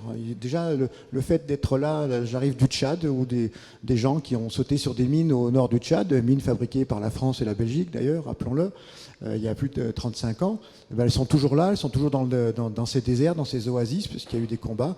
Ils se relèvent parce qu'on se relève tous, je pense, qu'on a tous cette capacité de se relever, mais on est toujours étonné de voir qu'on se relève et qu'on continue à avancer. Parce que des choses sont intervenues, notre propre résilience personnelle, mais aussi d'autres gens à côté étaient là à nous aider à un moment donné. Il faut des mains qui se tendent, ça c'est sûr, sinon tout seul, ça reste quand même compliqué. Et après, voilà, ils se remettent à vivre dans cette oasis, à récolter des dattes, élever des chèvres, et ils sont bien. Moi, je vois des gens heureux aussi. C'est ça que je trouve intéressant, c'est qu'il n'y a pas besoin d'aller très très loin pour voir des gens qui se passionnent et qui continuent d'avancer, qui parfois vont même vous dire ça a été ma chance ou ça a été mon déclic. Vous connaissez sûrement Guy Tisserand ici à Lyon, on le connaît bien parce qu'il travaille beaucoup avec son organisme TH Conseil, et il a été champion olympique de ping-pong, et il me dit souvent ça a été ma chance, je ne serais jamais allé à Pékin sinon, si je n'avais pas eu cet accident. Voilà, il a continué sa vie, et la vie continue, et on trouve peut-être encore plus de ressources parfois. C'est ça qui est assez intéressant. C'est Marielle, dans vos travaux et dans tout votre parcours professionnel, est-ce que cette notion de résilience liée justement à l'inclusion du handicap dans le monde du travail, est-ce qu'elle se manifeste? Comment vous l'approchez et quelle est votre analyse? Alors du coup, je ne l'ai pas forcément attrapé sous ce terme résilience, mais pour autant, je crois que on le retrouve un peu dans ce qui a été dit, c'est finalement, je crois qu'il faut aussi être humble face à cette question de handicap et qu'il n'y a pas de monopole, personne n'a le monopole du savoir là-dessus. Et je crois que les personnes elles-mêmes, elles détiennent une partie de ce savoir-là qui du coup est complémentaire aux autres. Et je crois qu'il faut aussi savoir l'entendre, ça. C'est-à-dire que, voilà, vous parlez tout à l'heure on parlait des groupes d'entraide mutuelle tout à l'heure. Les personnes, elles savent, elles ont appris parce qu'elles ont été confrontées à quand on se moque d'elles ou quand on les brime dans le quotidien. Ça, elles ont appris à savoir aussi faire avec ça. Et donc du coup, comment est-ce qu'on en tient compte, soit en tant que professionnel, soit en tant que chercheur, etc. Comment est-ce qu'on prend en compte ce savoir-là qui est développé par les personnes elles-mêmes ?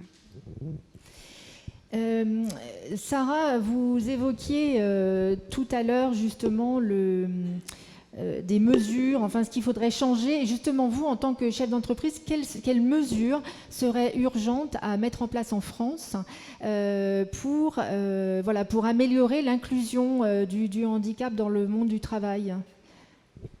Ça, c'est une bonne question. Justement, vous êtes chef d'entreprise, donc de votre point de vue, très concrètement... Il y a plein de mesures. En fait, très concrètement, il faut que chacun à notre échelle, déjà, on fasse les choses. Ce que je disais tout à l'heure sur ma définition, entre guillemets, c'est de faire les choses pour qu'on se sente bien. Donc, c'est à notre échelle. Faisons les choses. Et notamment, ceux qui auraient toutes leurs capacités doivent aussi mettre la main à la pâte. Et après, au niveau étatique, je parlais tout à l'heure, je l'ai cité, le droit du travail en règle générale.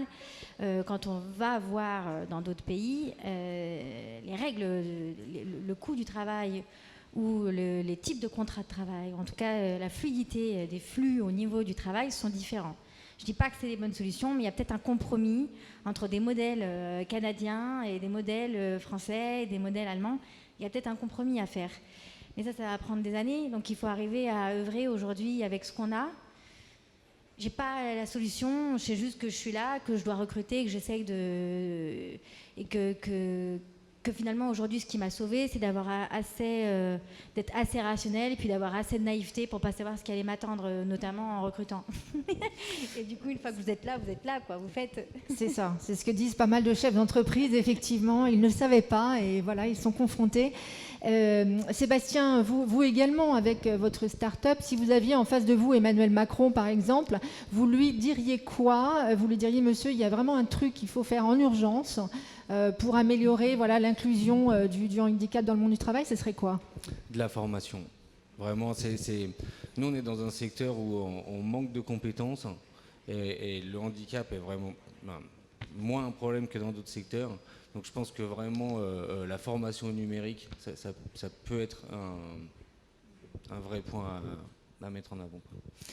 Samuel Marie, vous avez réellement Monsieur Macron parfois en face de vous, puisqu'il vous a désigné, rappelez-moi, il vous a désigné comme son invité spécial, c'est ça, à Washington ? Ouais, voilà, pour aller balader avec lui. Racontez-nous un peu avant de... Oui. C'était la première visite de Monsieur Trump, là, pour son mandat dans son mandat, la première visite d'État d'un chef d'État à Washington, et du coup il m'a fait invité personnel là-bas. Donc voilà, c'est des symboliques, on met ce qu'on veut derrière, et je pense que c'est important pour faire évoluer les choses. C'est beaucoup de symbolique. Voilà, et justement, peut-être lui en avez-vous parlé, ou si vous l'aviez de nouveau en face de vous, qu'est-ce que vous lui demanderiez d'essayer de changer pour un monde du travail plus inclusif ? Emmanuel, j'ai des choses à dire. Manu, écoute. Non, je pense, donc, du coup je me suis baladé un petit peu là-haut, et je pense que ça vient d'en bas, et c'est chacun qui est acteur de son truc. Vous disiez ça là, l'État, sauvez-nous. Bah vas-y, lève-toi le matin mon pote, tu vas voir, il va se passer des choses. Moi j'ai des gens qui se lèvent tous les matins là, qui sont dans mon équipe, qui sont pas payés, et qui se sentent des fois peut-être un petit peu seuls aussi, parce qu'on va pas les chercher, on va juste leur mettre une main sur l'épaule en lui disant ouais, t'es courageux quoi. Parce que du coup j'ai ma petite chérie moi qui m'accompagne de partout, et du coup moi je suis habitué à peut-être un petit peu de solitude dans ce qu'on fait, parce que les gens comprennent pas, mais c'est la vie et c'est bien. Ouais. mais venez nous chercher, venez nous parler, viens me parler, moi, viens me demander comment ça se passe et tout ça. Et du coup, peut-être aussi comprendre et trouver des jolis mots pour ces gens-là qui suivent derrière, quoi. Refaire du lien humain au lieu d'attendre un truc là-haut. Voilà. Venez nous parler, venez nous demander un peu ce qui se passe et comment ça se passe. Voilà.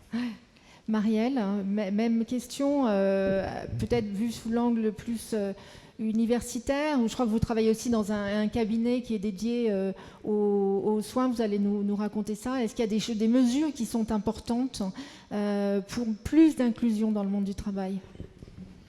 Je pense que c'est à plusieurs niveaux, parce que vous aviez posé tout à l'heure la question sous l'angle des politiques. Oui, c'est un niveau, celui qui vient par le haut, mais il y a aussi tout ce qui se passe sur les terrains. Et là, ce qui peut venir plus déjà de ce qui se fait et comment est-ce qu'on peut le prendre en compte pour le diffuser. Et je pense que si on l'attrape par là, à chaque fois, ce qui apparaît, c'est que plutôt que de penser les choses de façon clivée, voilà ce que je fais, voilà ce que l'autre fait, c'est peut-être sortir un petit peu de parfois sa mission et penser les choses en amont et en aval. Qu'est-ce que l'acteur d'à côté il fait, et comment je peux me relier à lui pour justement mieux prendre en compte cette question-là. Et donc moi je pense que les actions, c'est vraiment sur cette idée de relier ces acteurs qui sont très diversifiés, et c'est un peu aussi le sens de la démarche de se dire relions l'université aussi au monde du travail, relions les acteurs qui sont dits dans le milieu spécialisé du milieu ordinaire, être vraiment sur cette logique de sortir de ces clivages-là. Je pense que c'est ça qui peut être efficace. Marielle, gardez le micro. Est-ce que pour vous, bâtir une société inclusive relève de l'utopie, ou est-ce qu'on peut un jour, quelque part, arriver à en bâtir une ?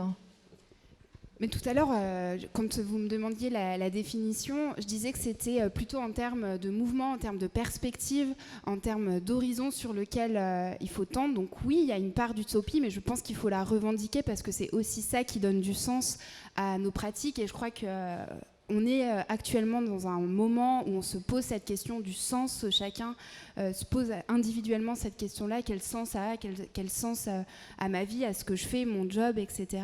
Et je pense que ça remet ça au cœur, c'est de se dire finalement quelle société on veut, qu'est-ce qu'on veut, qu'est-ce qui nous raccroche ensemble. Et je pense que c'est aussi, tout à l'heure vous disiez, c'est ce qui recrée de la solidarité, parfois l'expérience du handicap. Et je pense qu'on peut aussi l'attraper comme ça, en fait. C'est de se dire, oui, je pense qu'il y a quelque chose de l'ordre de l'utopie, mais qui redonne du sens aux choses.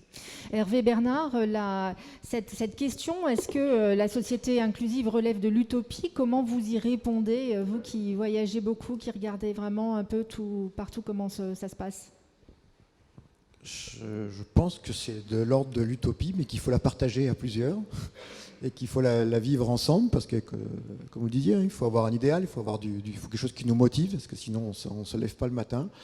Et je pense qu'on est un certain nombre à la partager, heureusement, avec des visions différentes. Il faut garder cette diversité aussi, surtout pas tomber dans le dogmatisme, parce que ça peut nous mener à des travers de non, c'est ce modèle-là et pas ce modèle-là qui fonctionne, et ça, personne ne peut nous le dire aujourd'hui, parce que si on savait comment ça marche, on le ferait depuis longtemps. Et que, par contre, oui, pour revenir à la discussion de tout à l'heure, moi je dirais que la formation c'est importante, mais moi je mettrais encore plus le mot sur l'éducation. C'est vraiment l'éducation, moi, qui me semble la base, mais l'éducation au sens très large, au sens de l'éducation de chacun. Et la meilleure éducation, c'est la rencontre. Et aujourd'hui, on manque de rencontres. Là, on est très bien, on est entre nous, je pense qu'on est tous convaincus, on est le petit club de gens de Lyon qui se rencontrent régulièrement, j'imagine. Et moi, j'ai mes clubs internationaux, c'est toujours les mêmes aussi. Donc voilà, on est entre convaincus, il n'y a pas de problème. Le problème, c'est les autres, c'est ceux qui sont en dehors et qu'on va croiser quand on va sortir de cette salle. Et comment on fait pour les convaincre ? Et aujourd'hui, on ne rencontre pas assez de personnes handicapées, on ne rencontre pas assez de différences. Déjà, on n'échange pas assez avec les gens qui sont différents de nous, parce qu'on a derrière la tête des millénaires de peur, de méfiance, etc., de la différence. et que c'est ça qu'il faut qu'on arrive à casser. Et ça passe aussi du coup par l'éducation à l'école, puisque c'est un passage obligé dans nos sociétés. Et cette école, aujourd'hui, est-ce qu'elle prépare vraiment à ça? Est-ce qu'il y a assez de rencontres, de différences de personnes handicapées dans l'école? Mais malgré la loi de 2005, j'ai encore l'impression que moi, mes enfants n'ont pas croisé beaucoup d'enfants handicapés à l'école. Et s'ils en ont croisé, ils leur ont donné un nom, hein, c'est les Ulysses, c'est ce que vous voulez. Ils n'ont pas assez croisé de copains, de copines, ils n'ont pas assez échangé sur ça au niveau de l'école. Donc ils sont encore trop dans des espaces spécialisés, même si les espaces spécialisés ont tendance à s'ouvrir, à se mettre du lien. Donc je ne suis pas dogmatique anti-système spécialisé. Certains pays ont essayé, hein, et pourquoi pas. L'Italie a décidé un jour de fermer toutes ses écoles spécialisées du jour au lendemain pour être peut-être plus brutal et plus faire bouger les choses. Ça a fait bouger des choses. En France, on est plutôt adepte du petit pas ou de moments clés. Là, on en vit peut-être un, j'espère, ces prochaines années. Parce que voilà, le spécialisé doit rester, c'est une ressource importante dans des moments de la vie des personnes handicapées, puis surtout ça peut être leur choix. Il faut offrir le choix aux personnes d'aller dans le spécialisé de manière temporaire, si possible, et dans le droit commun. Mais il faut quand même que le droit commun représente 90% des options. Ça devrait être ça la norme, et ce n'est pas encore le cas. Merci beaucoup à tous les 5, c'est bien ça, 5. Bravo pour ce temps d'échange. On va passer à des questions de la salle, mais avant, je pense qu'on peut vous applaudir très fort parce que vraiment, c'était passionnant de vous écouter.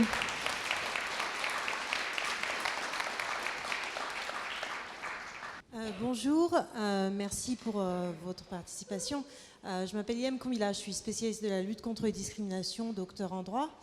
Et en fait, j'aurais une question pour Monsieur Bernard. Je voulais savoir si, au regard de l'obligation d'embauche des personnes en situation de handicap, est-ce que vous pensez, vous, en tant qu'association, qu'il serait possible de mener une action de groupe sur le fondement d'une discrimination à l'embauche, bien sûr en trouvant évidemment des personnes qui pourraient mener cette action, mais est-ce que c'est un levier auquel vous réfléchissez, etc. C'est un peu Samuel qui m'a fait penser à ça quand il disait qu'aux États-Unis, voilà, ils portaient les affaires devant les tribunaux. Il y a des nouvelles possibilités en France. Qu'est-ce que vous en pensez? Voilà. Je pense qu'on a tout l'arsenal juridique. Hein. On a une superbe loi sur la non-discrimination, 2002, qui a été revue avec des directives européennes. Donc là, cette notion de discrimination, elle est présente, hein, dans le droit français, elle est très présente dans le droit anglo-saxon, mais l'Europe a fait, par sa mixité, sa diversité, que ça a été repris par l'ensemble des pays européens. Après, c'est plus une question de culture. Effectivement. Est-ce qu'aujourd'hui, les associations de personnes handicapées, les collectifs, le collectif français pour le handicap, est-ce que les différents forums qui existent, qui sont assez morcelés, hein, en France, on a quand même des associations plutôt par type de déficience, etc. Est-ce qu'on est prêt à aller là-dessus? La confrontation, le plaidoyer en France est relativement récent, quand on regarde bien, hein, parce qu'au final, les associations étaient quand même, pendant de nombreuses années, tributaires de financement de l'État. Donc c'est toujours un petit peu difficile de taper sur celui qui nous finance. C'est dangereux, parce qu'on risque de perdre ses financements. Donc beaucoup d'associations sont gestionnaires de services, prestataires de services, avec des fonds publics. Donc la relation est un peu biaisée, je dirais, aujourd'hui. Il y a heureusement des collectifs qui sont mis en place qui ne sont pas du tout dans la logique de prestation. Et je pense que ceux-là sont beaucoup plus libres aujourd'hui d'accompagner effectivement des prestations, enfin des attaques plutôt collectives, hein, de porter plainte au nom d'eux.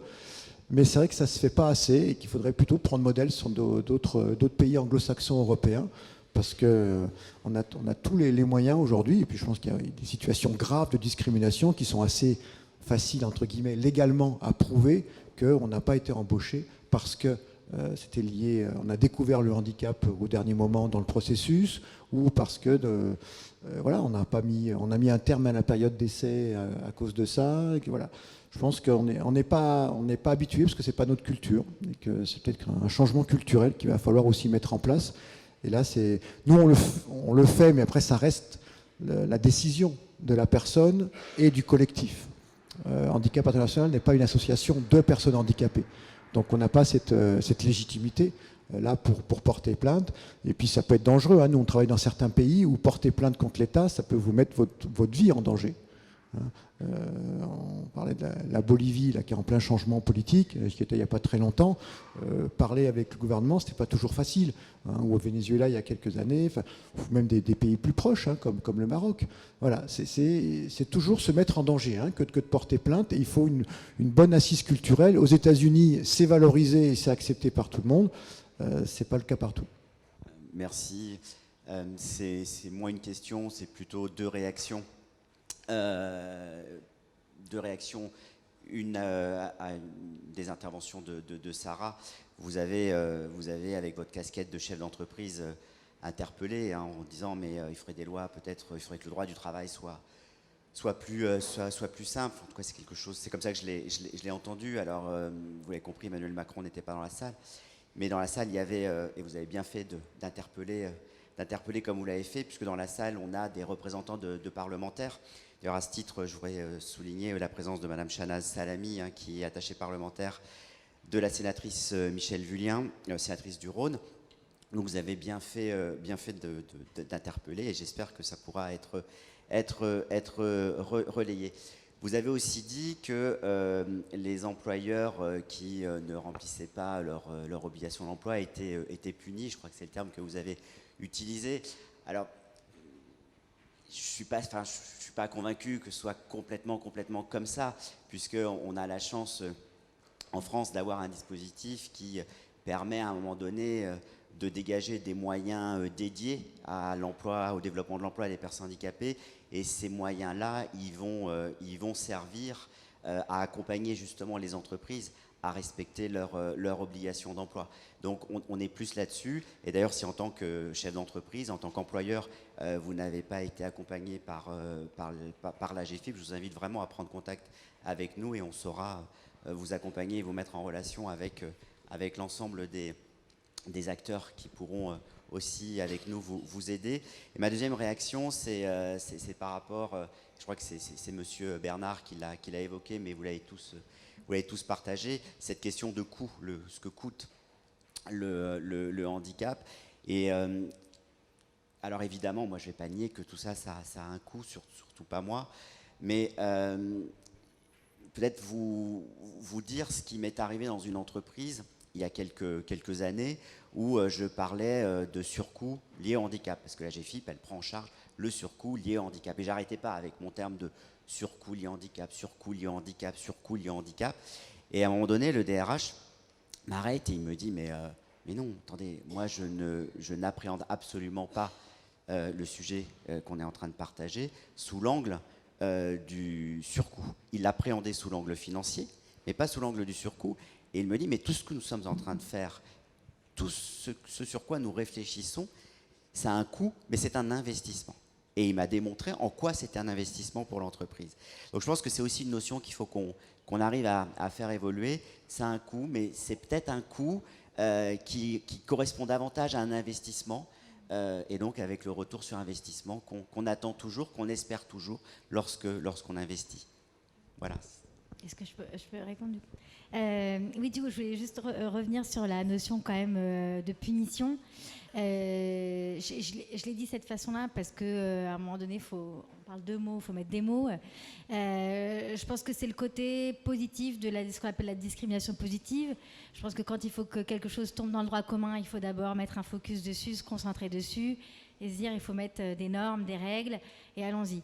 Dans la notion de punition, ce que je voulais dire, c'est que c'est bien, parce qu'il faut le faire, et parce que finalement, l'État, on n'attend pas qu'il nous sauve, mais il est quand même là pour mettre des règles qui nous coincent ou qui nous obligent à faire des choses bien. Et ce que je disais, c'est que les entreprises ne sont peut-être pas assez accompagnées pour le faire bien. C'est-à-dire qu'elles sont obligées, elles le font, parce que sinon elles sont punies, et du coup elles le font, mais pas bien. Et c'est cette notion du pas bien. C'est comme l'éducation ou l'école. On parle de l'école, dans les CLIS, les ULIS, les UCLIS, je ne sais pas quoi. Les instituteurs qui interviennent, alors je vais généraliser, c'est pas bien, mais on vit dans un monde où il faut généraliser, parce que finalement ça existe, c'est vrai, j'invente pas. Les instituteurs qui viennent dans ces classes, ce sont ceux qui auront le moins de bagages, parce qu'en fait ils n'ont pas eu leur vœu. Il y a un problème, En fait, donc c'est ok, on met une règle. Si c'est pas fait, c'est dommage parce qu'il y a une vraie règle et donc vous allez être puni. Mais derrière, en fait, on manque vraiment de moyens d'accompagnement réel qui permettent de faire ça correctement. Donc je pense que c'est très bien cette règle, mais qu'il faut nuancer. Voilà. Et sur le coût du travail en général et le fait que j'attends pas que l'État me sauve réellement, mais quand on voit que c'est étatique, le code du travail, et comment on fait pour recruter, quel est le temps de période d'essai, quel est le droit de l'employeur, quel est le droit de l'employé, quelle est la possibilité pour l'employeur de licencier, sous quel schéma, comment ça se passe le travail aujourd'hui. Il y a un cadre qui, selon moi aujourd'hui, met un peu en distorsion l'employeur et l'employé, parce que c'est pas simple de créer l'humain. Tu parlais de l'humain tout à l'heure. Quand il n'y a pas d'argent, ça va. C'est dur, mais ça va, et on se ressoucie de ce que l'autre ressent, et moi je fais bien, et toi tu fais bien, parce que tous les deux, on joue ensemble, on gagne ensemble, on perd ensemble.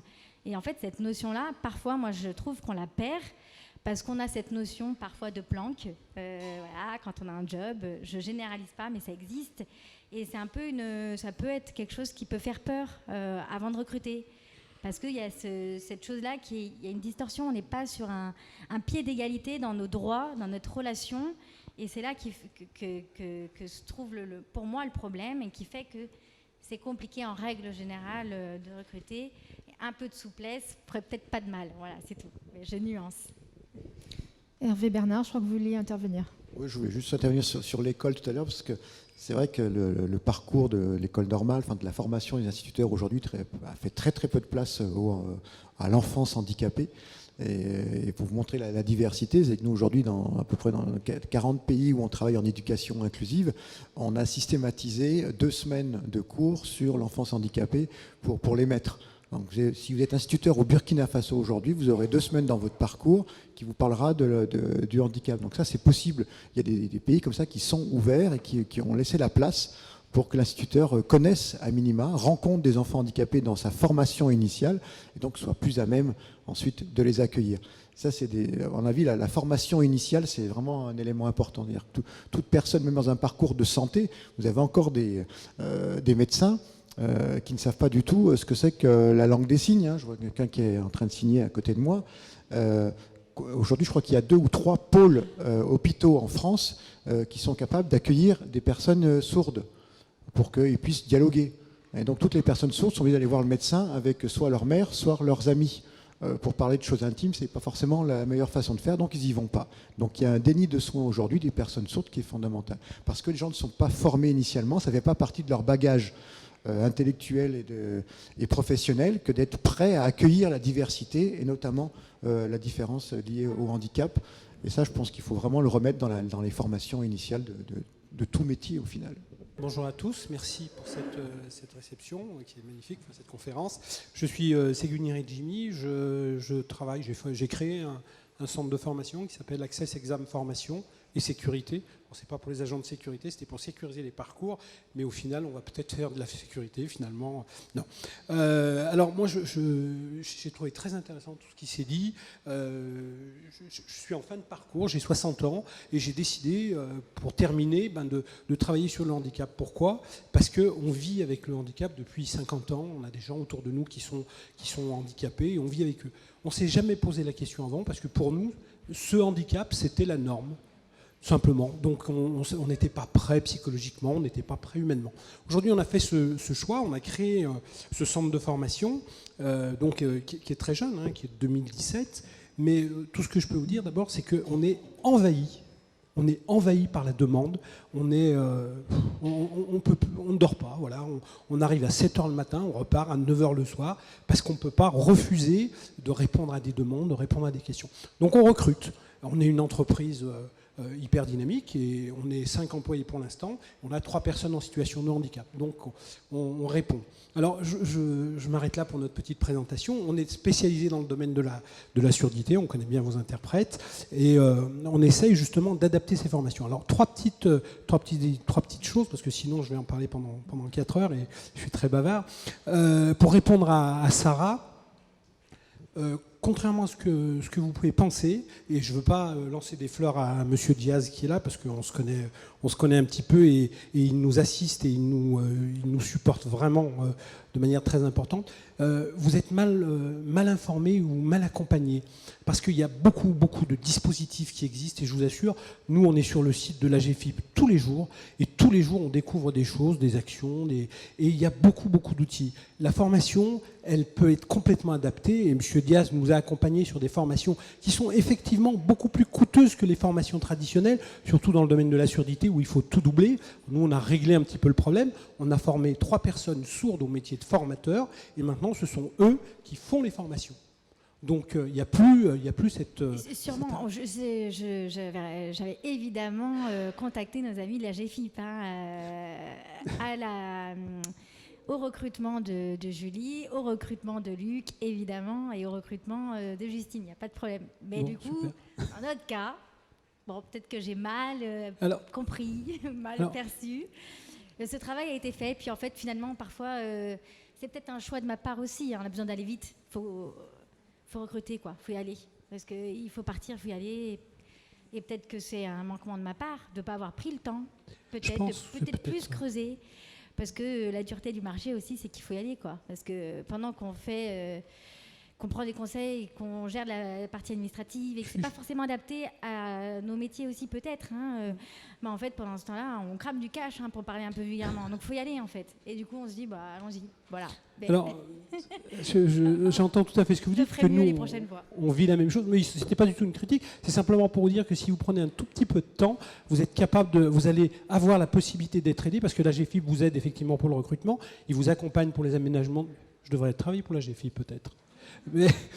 Mais en tout cas, il vous accompagne aussi pendant le parcours pour aménager, pour accompagner, pour maintenir dans l'emploi. Ça ne correspondait pas à notre profil de commercial qui n'avait pas tant besoin d'une zone de travail bien adaptée, différente. Enfin, voilà, donc ça ne correspondait pas forcément. Il n'y a peut-être pas forcément en fait besoin, peut-être aussi. Tant mieux. Voilà, donc c'est voilà.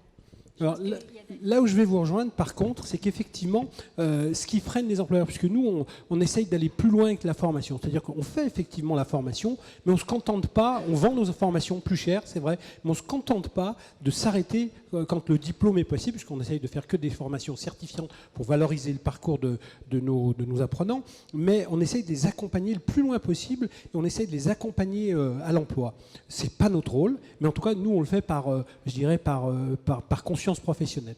Et ce qu'on se rend compte, c'est qu'on a des employeurs qui sont hyper open, et on a fait cette semaine 2-3 opérations avec des employeurs qui sont super open, mais ils ont peur, effectivement, ce que vous avez dit, c'est juste.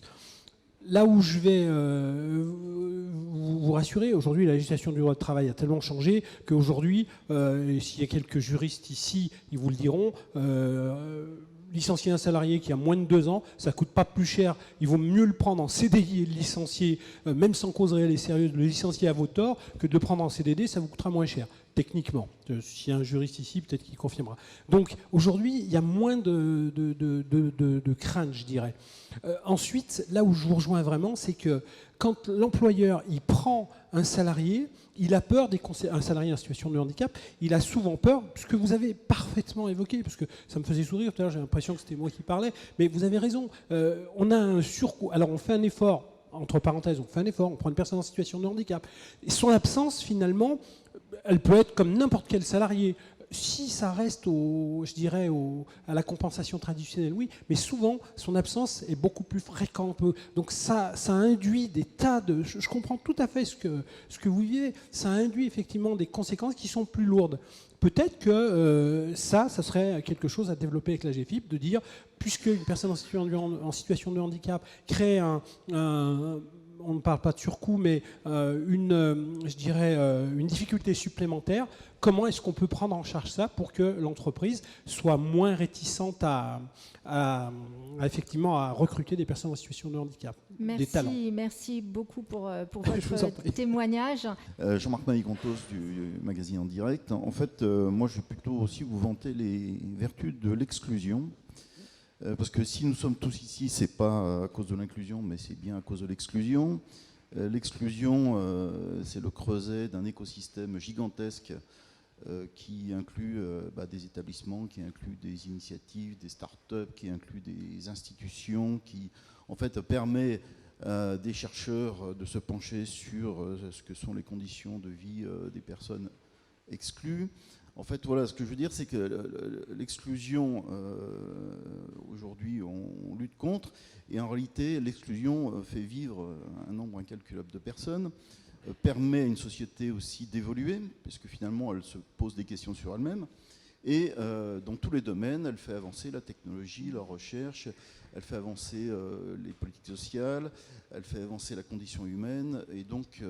Voilà, bravo pour l'inclusion, mais si l'inclusion est un thème aujourd'hui, c'est parce qu'il y a l'exclusion. Et si nous sommes ici, et j'en suis l'illustration, c'est parce que l'exclusion nous amène aussi à devoir prendre les choses en main. Oui, bonjour à tous. Jacques Riboulet de la Directe, Auvergne-Rhône-Alpes, et je m'occupe effectivement d'un service qui en charge, je dirais, la mise en œuvre des politiques en faveur de l'insertion des personnes handicapées. Et donc, bien entendu, je me sens effectivement entouré de plein de personnes avec lesquelles, effectivement, plein de partenaires qui contribuent effectivement à mettre en œuvre ces politiques. Je suis très, très, très heureux, effectivement, d'avoir entendu tout ce que j'ai entendu jusqu'à présent, parce que vraiment, je crois qu'on est sur la notion clé d'inclusion. Vous savez, ça a été dit... les personnes handicapées constituent effectivement une cause importante du gouvernement actuellement, hein, c'est très clair. Cette notion d'inclusion, il y a beaucoup de choses qui ont été dites, hein, il y a des choses très, très importantes, telles qu'effectivement la nécessité de travailler sans doute sur les préjugés, sur les réticences, sur les peurs encore qu'il y a effectivement auprès de nombreuses personnes, dont peut-être des employeurs, ça a été dit très fortement. Je crois qu'il y a un travail de fond à faire. Et c'est vrai que ce genre de manifestation est très important parce qu'elle contribue effectivement à lever et à renouveler, à faire évoluer les regards effectivement sur les personnes handicapées et sur leur capacité tout simplement à intégrer le monde ordinaire et la vie ordinaire. Là aussi, mettre en lien, faire tisser des passerelles entre le monde protégé, le monde adapté et le monde ordinaire de travail. Ce qui me paraît effectivement... tout ça me paraît très important parce que il faut mettre en évidence et en lumière et porter effectivement à la connaissance de l'ensemble du public toutes ces expériences qui existent. Qui montrent effectivement qu'on peut parvenir effectivement à lever des freins qui appartiennent aux personnes, mais qui effectivement appartiennent au système également et à la société. Et tout ça est un élément très positif parce qu'il y a dans les personnes handicapées qui sont éloignées de l'emploi, enfin ceux qui sont à la demande d'emploi, je rappelle effectivement que le taux de chômage des personnes handicapées est le double. Et le double du chômage, effectivement, tout demandant d'emploi confondu, hein, toutes personnes confondues. Donc il y a quand même un enjeu par rapport à l'insertion professionnelle des personnes handicapées. Justement, monsieur, il y a effectivement, comme vous le disiez, il y a un enjeu. Et est-ce que vous avez une question par rapport à ces enjeux, justement, à l'un de nos intervenants? Non, c'était plutôt un témoignage pour dire, et je vais terminer là-dessus, pour dire effectivement tout ce qui a été dit ici montre effectivement qu'on peut avancer sur le sujet, qu'il y a encore beaucoup à faire, mais que c'est important parce que dans ces personnes, effectivement, parmi les personnes handicapées qui sont éloignées de l'emploi, qui ne sont pas à l'emploi, il y en a beaucoup qui sont très peu formés. Alors ça me permet effectivement de terminer sur cet enjeu de la formation. J'y joins aussi celui de l'éducation, ça a été développé par M. Bernard, mais c'est très important. C'est là aussi que se jouent effectivement des orientations pour trouver le bon parcours pour intégrer effectivement le monde professionnel. Merci beaucoup pour votre intervention. Bonjour, moi je suis Lise, je fais partie du projet Ça me fait rouler et du coup j'avais un sujet à vous poser parce qu'on parle beaucoup d'inclusion, d'emploi, etc.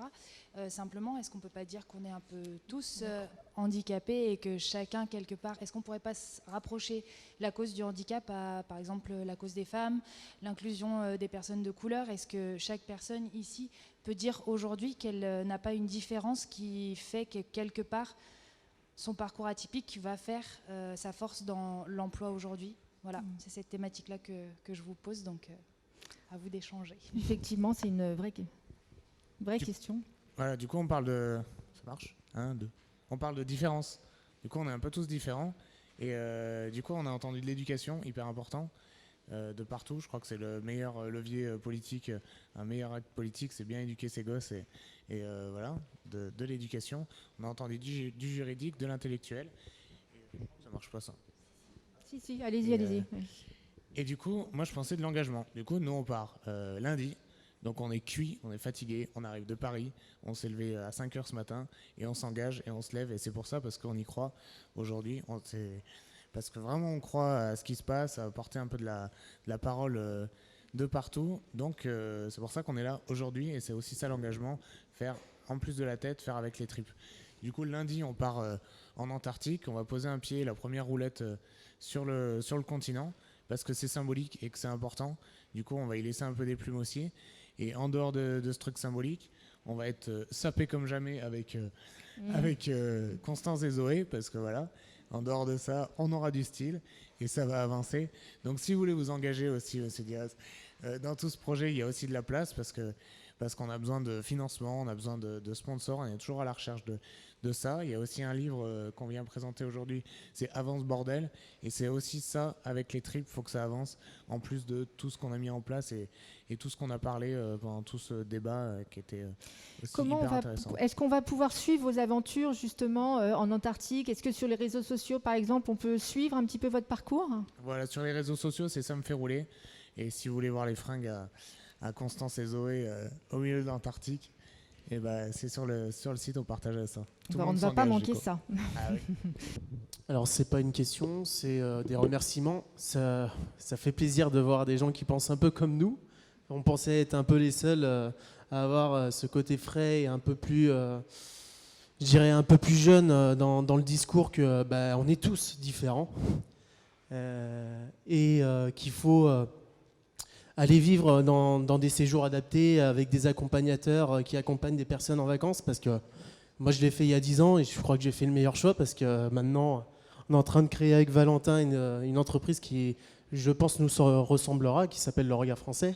Donc merci à vous de transmettre tout ça. Nous on essaye aussi de notre côté de le faire, et c'est vrai que c'est important l'éducation, parce que moi il y a 10 ans j'avais peur du handicap, mais ça fait peur, mais c'est une réalité.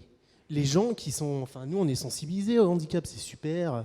Enfin, nous, on a vécu des galères, mais on le véhicule ça avec humour. Mais il y a 10 ans, je rigolais pas devant une personne handicapée, c'est compliqué. On a peur, on ne connaît pas, on a peur de faire mal. Et au final, tout va bien. Et en plus, j'ai pris un nombre de claques par des personnes en situation de handicap. J'ai mûri, mais x10, parce que j'ai appris plein de choses. Et je pense qu'il faut avoir aussi une vision positive du handicap. Le handicap, c'est pas quelque chose que de négatif. On vit pas que de la galère, etc. Il y a des choses extraordinaires. On a voyagé ensemble. Le fauteuil a été cassé par la compagnie. Ça a été une vraie galère. On a rigolé. Et c'est ça qu'on veut transmettre aussi comme message. C'est que le handicap, c'est pas que la galère. C'est aussi des moments joyeux. Et les gens, je pense qu'il faut les attirer vers le handicap. Faut dire aux recruteurs que je pense qu'une personne en situation de handicap a beaucoup plus, je sais pas comment on pourrait dire ça, de joie de vivre et bien plus de ressources aussi que d'autres personnes n'auraient pas. En fait, c'est plein de potentiel. Qu'est-ce que vous allez créer tous les deux justement comme type de société ? En 2 mots, nous, on est Le Regard Français, et on va essayer de faire des t-shirts avec des phrases un peu décalées et fun sur le handicap, les différences et les complexes, pour traiter ça avec un peu plus de légèreté, revendiquer un peu les différences, sans oublier le monde du travail et ce qui nous tient à cœur d'intégrer les personnes en situation de handicap. Dans le travail, on voudrait passer notre production par des ESAT. D'accord. Et vous démarrez quand cette création ? Elle est déjà lancée, votre entreprise ? C'est un projet, oui, qui existe depuis septembre. Et donc l'entreprise va naître là en janvier avec des premières pré-commandes. Et c'est du Made in France. On essayera que ce soit du Made in France. Et on est à la recherche de plein de gens. Si vous voulez nous aider, si vous voulez faire des partenariats, alors là, allez-y. On vous contactera, tous. Hein. Vous avez une adresse sur Internet qu'on peut donner ? L'adresse mail, c'est contact@leregardfrançais.fr. Donc, contact Et le Parfait, c'est bien écrit. Le Regard Français. Et le site internet www.leregardfrançais.fr. Très simple. Très bien. Donc Bah, soyez différents et restez-vous quand même, parce que c'est important. Bah, c'est un très beau mot de la fin. Merci, merci à tous, merci pour vos questions et merci à vous pour vos témoignages.